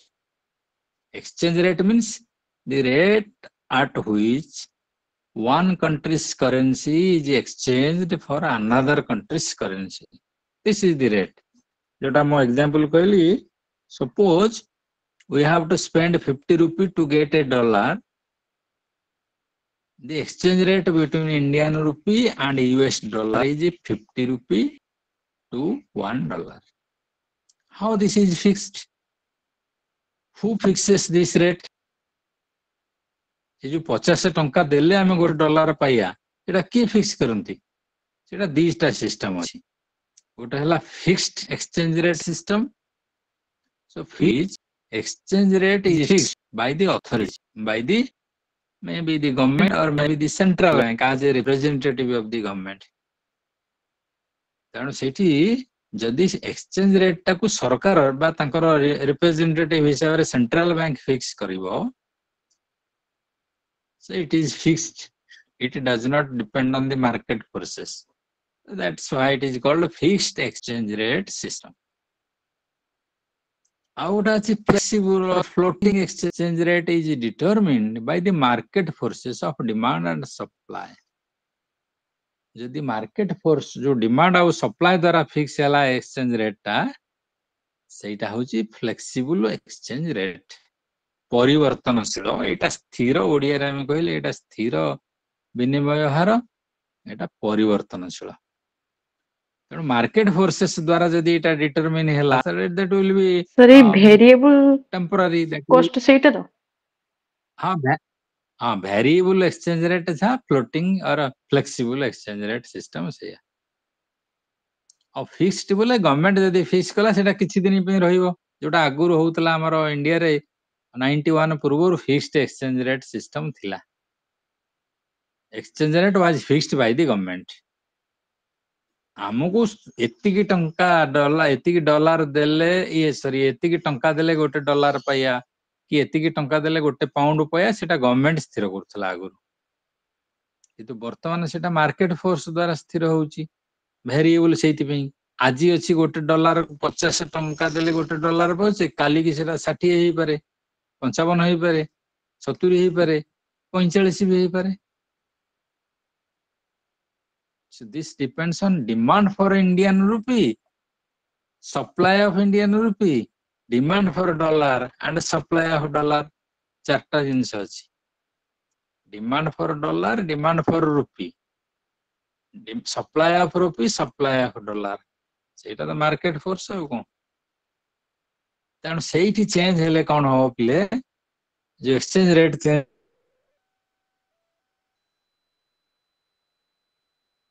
हेबो सेटा भी अफेक्ट करिवो हमरो एक्सपोर्ट और इंपोर्ट को जहां फल रे डेफिसिट किंबा सरप्लस आ तुम गोटे एग्जांपल देबी ମନେକର ଆମର ବାଜାଜ ପଲ୍ସର ବାଇକ୍ ଆମେ ଏକ୍ସପୋର୍ଟ କରୁଥିଲେ ବାହାରକୁ, 1.5 ଲକ୍ଷ ଟଙ୍କା ଥିଲା ତାର ଦାମ। ଆଉ ସେଇଠି କଣ ହଉଥିଲା ବୋଲେ ନା 50 ଟଙ୍କାରେ $1 ଥିଲା। Suppose we have to give 50 rupees to get $1. When the foreigners were importing Indian Pulsar, Bajaj Pulsar bike, they have to make a payment of $3,000 to get the bike.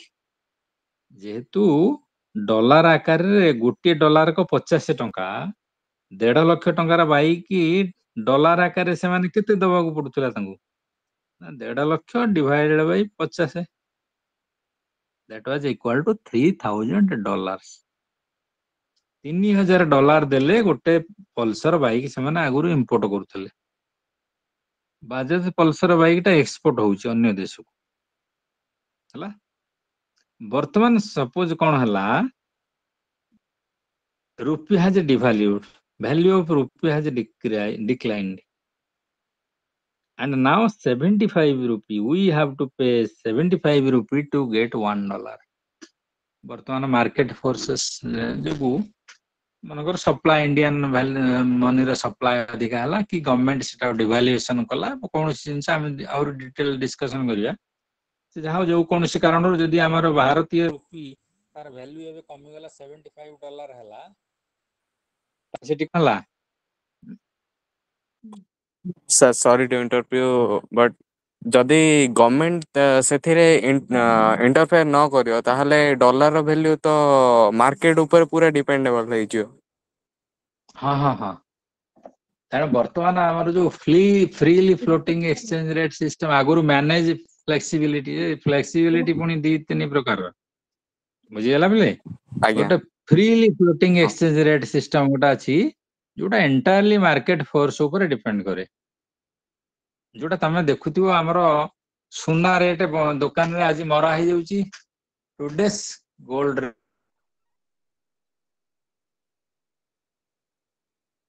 Rate ଏତିକି, 10 ଗ୍ରାମକୁ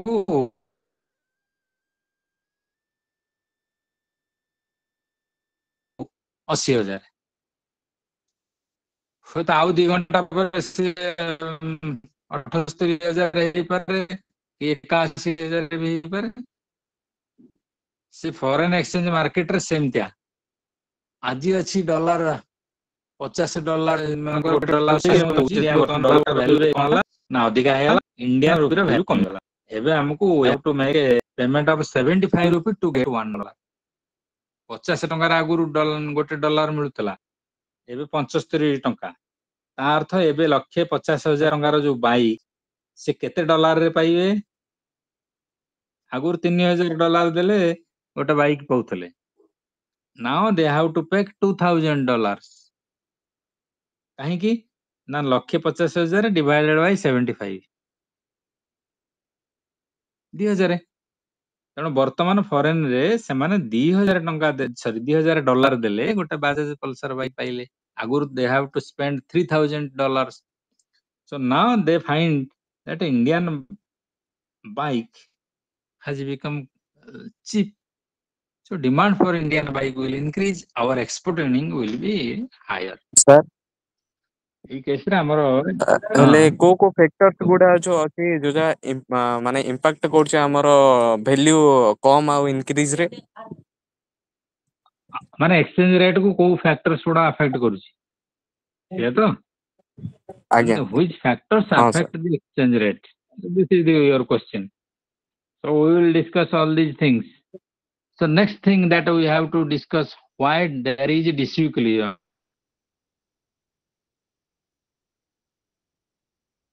ସେଠି ଆମେ ଅଧାରେ ଅଛେ। ତେଣୁ ଆଉ ଗୋଟେ ଫ୍ୟାକ୍ଟର ହେଲା changes in national income.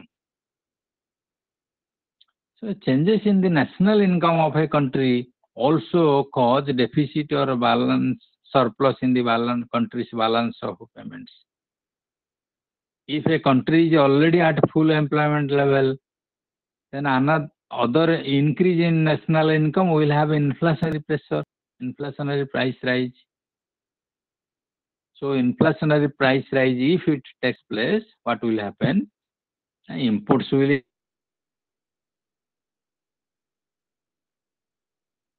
increase, export will fall. As a result, there will be disequilibrium, deficit in the balance of payments,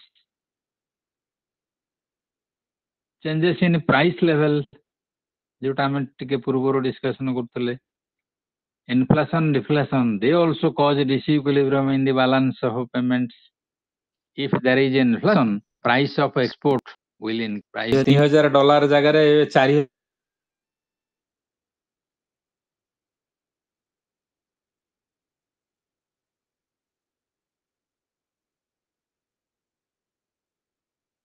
4,000 dollar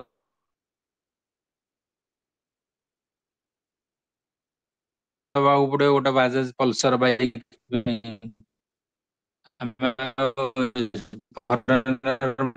କିଣିବେ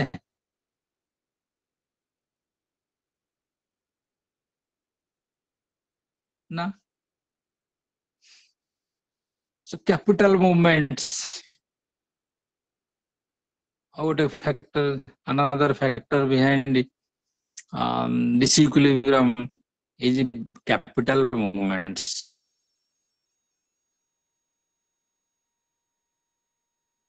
So borrowing and lending of capital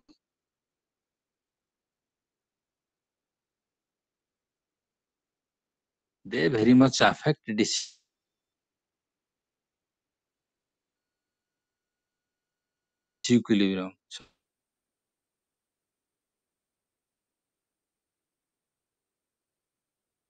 So now every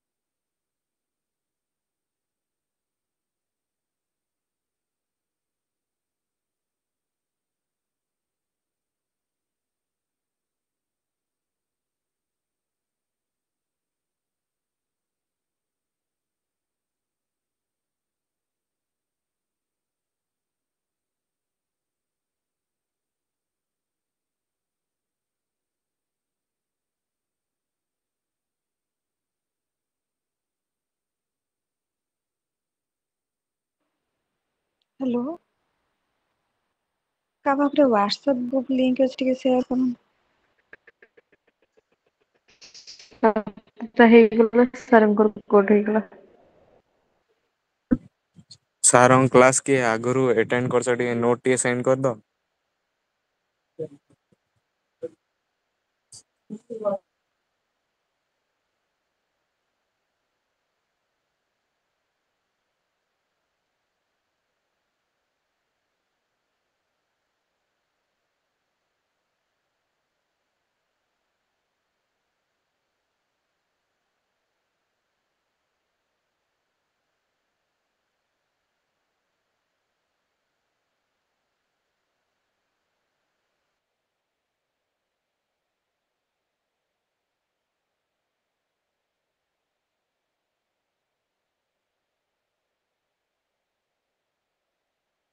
hello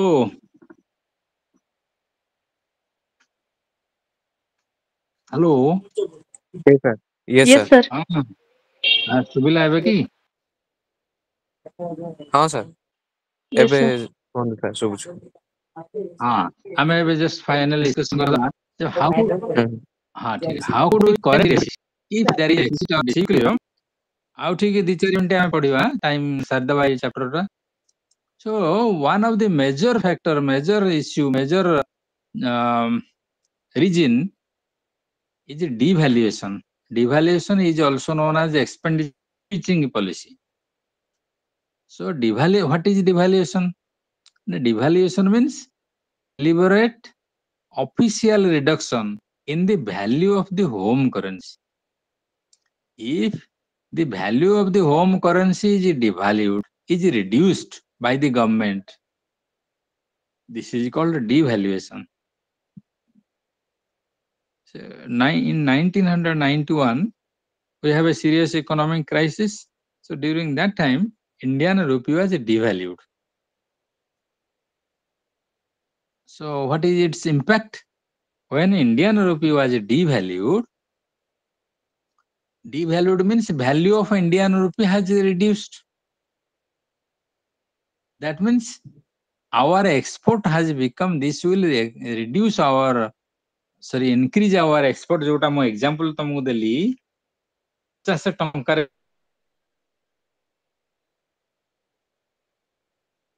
गोटे dollar हम पाउथले now एटा हमें भी कमाई देले 75 टंका रे हमें गोटे डॉलर पाइले।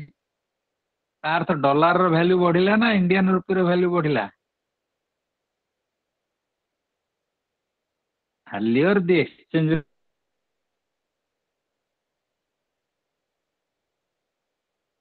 rate was 50 rupee for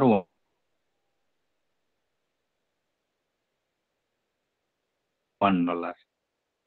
Now it is 75 rupee for $1.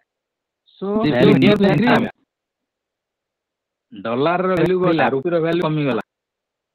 काना आमे परा गोटे डॉलर पे 50 टंका आगुरु दउथे 75 टंका देले, we have to pay more to get $1. So value of rupee has declined. This is called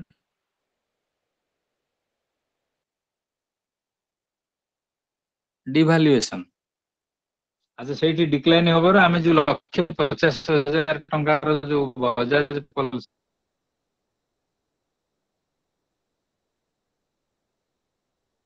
bike ତାକୁ ଯଦି ଜଣେ ଫରେନର ଏବେ କିଣୁଛି, ଆଗରୁ ସେ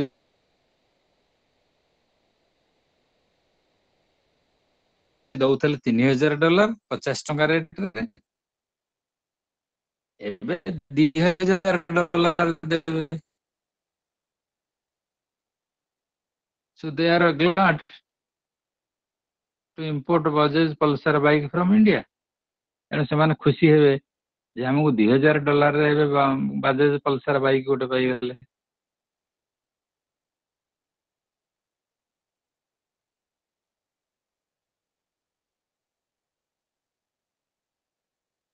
So Indian export will increase. So devaluation is made by a country. Devaluation country, so export will increase. So devaluation କଣ ହେଲା ନା ଆମର export ବଢିବ, import କମିଯିବ।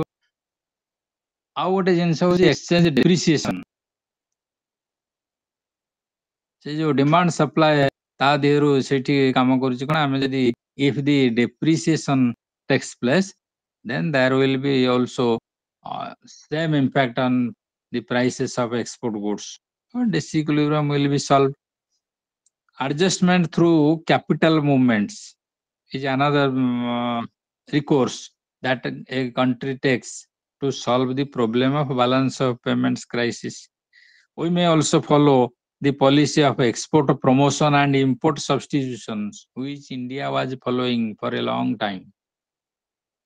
Policy of export promotion, that means we promote export. We want to promote export by providing different help to exporters.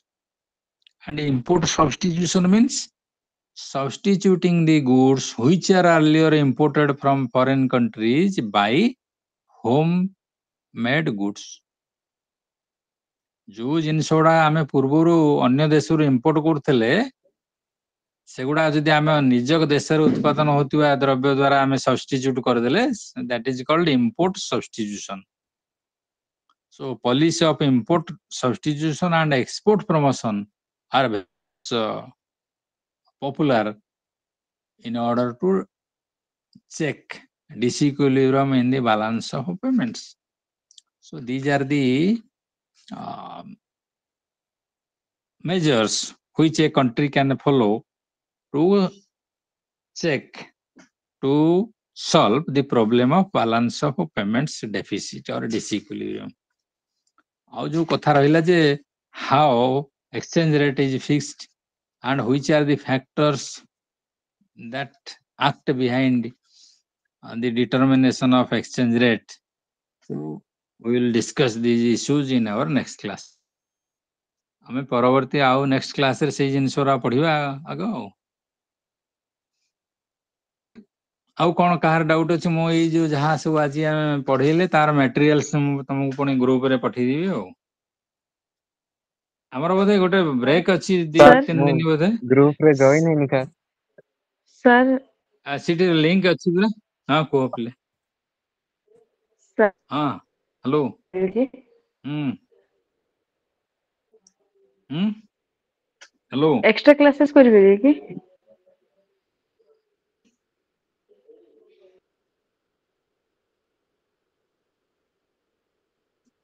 ଶୁଭୁନି କାହିଁକି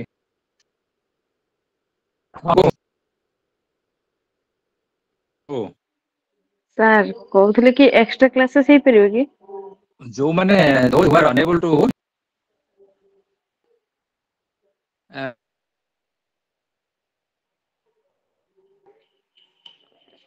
କେତେବେଳେ ହବ ସେଟା ପୁଣି କଥା ଆମକୁ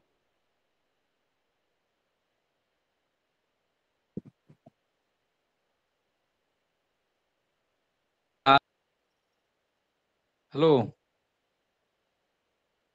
କାଲି ପରଦିନ 2 ଦିନ ବନ୍ଦ ଅଛି ବୋଧେ ସେତିକି ଦେଖିକି କହୁଛି. ଆମେ ଏକ୍ସଟ୍ରା ସାର୍ କ୍ଲାସ ଗୋଟେ ଦିନ କରିକି ସାରିଦବା ଆଉ କଣ ହେଲା ସୋ ଆଇ ୱିଲ ହଁ ଆଇ ୱିଲ ସାର୍ ଆପଣ ଯୋଉ କହୁଥିଲେ ସାର୍ ଗ୍ରୁପ ର ଲିଙ୍କ ଟା ସାର୍ କୋଉଠି ଅଛି ସେଇଟା ଜଏନ୍ କରିବି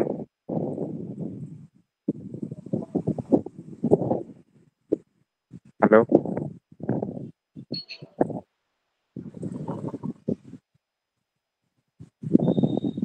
ହ୍ୟାଲୋ ସାର୍ Sir, 14, 15, 16 ରେ ଗ୍ୟାପ୍ସ ଅଛି ଆପଣ sir extra class କରିପାରିବେ କି?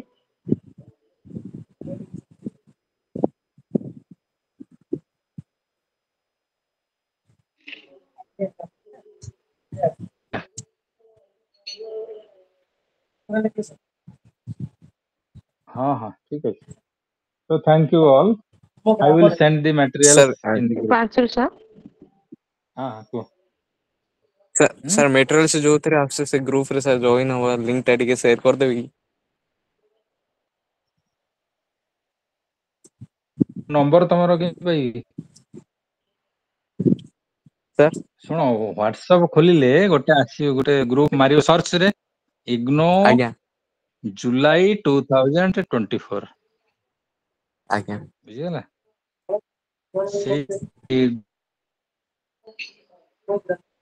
ମୁଁ କହିଦେଲି ଇଗ୍ନୋ MA ଇକୋନୋମିକ୍ସ ଜୁଲାଇ ଆଜ୍ଞା 2024 ଦେଖନ୍ତୁ ଗୋଟେ ଲିଙ୍କ ଏଇ ଦିଆଯାଇଛି ସେଇ ଲିଙ୍କ ରେ ଜଏନ୍ ହେଇଯାନ୍ତୁ. ହଁ ହଁ ଏଇଟାକୁ କଲେ ଲିଙ୍କ ଦିଆ ସେଇଠି ଜଏନ କରିବ ଆଉ ଜଏନ ମାରିଲେ ଜଏନ ଆସିଯିବ କାରଣ ସବୁ ପିଲାଙ୍କୁ କହିଦିଏ ଜଏନ କରି ସାରିଯିବ କ୍ଲାସ ସବୁ କାରଣ ଆମକୁ ଟାଇମ ଟେବୁଲ ଦିଆହେଇଛି ନା ତାରି ଭିତରେ ସରିବ okay so thank you all Sir, କାଲି କରିବେ କି? ରହୁଛି. କୋଉଠି ଦିଆ ହେଇଛି କହୁଥିଲେ ଏଇ ଯେ ଏବେ ଲିଙ୍କ ଟା କ୍ଲାସ ହଉଛି ସେ କ୍ଲାସ ରେ ମେସେଜ ଯାଇଛି ଦେଖନ୍ତୁ ଆଇ ଇନ କଲ୍ ମେସେଜେସ ରେ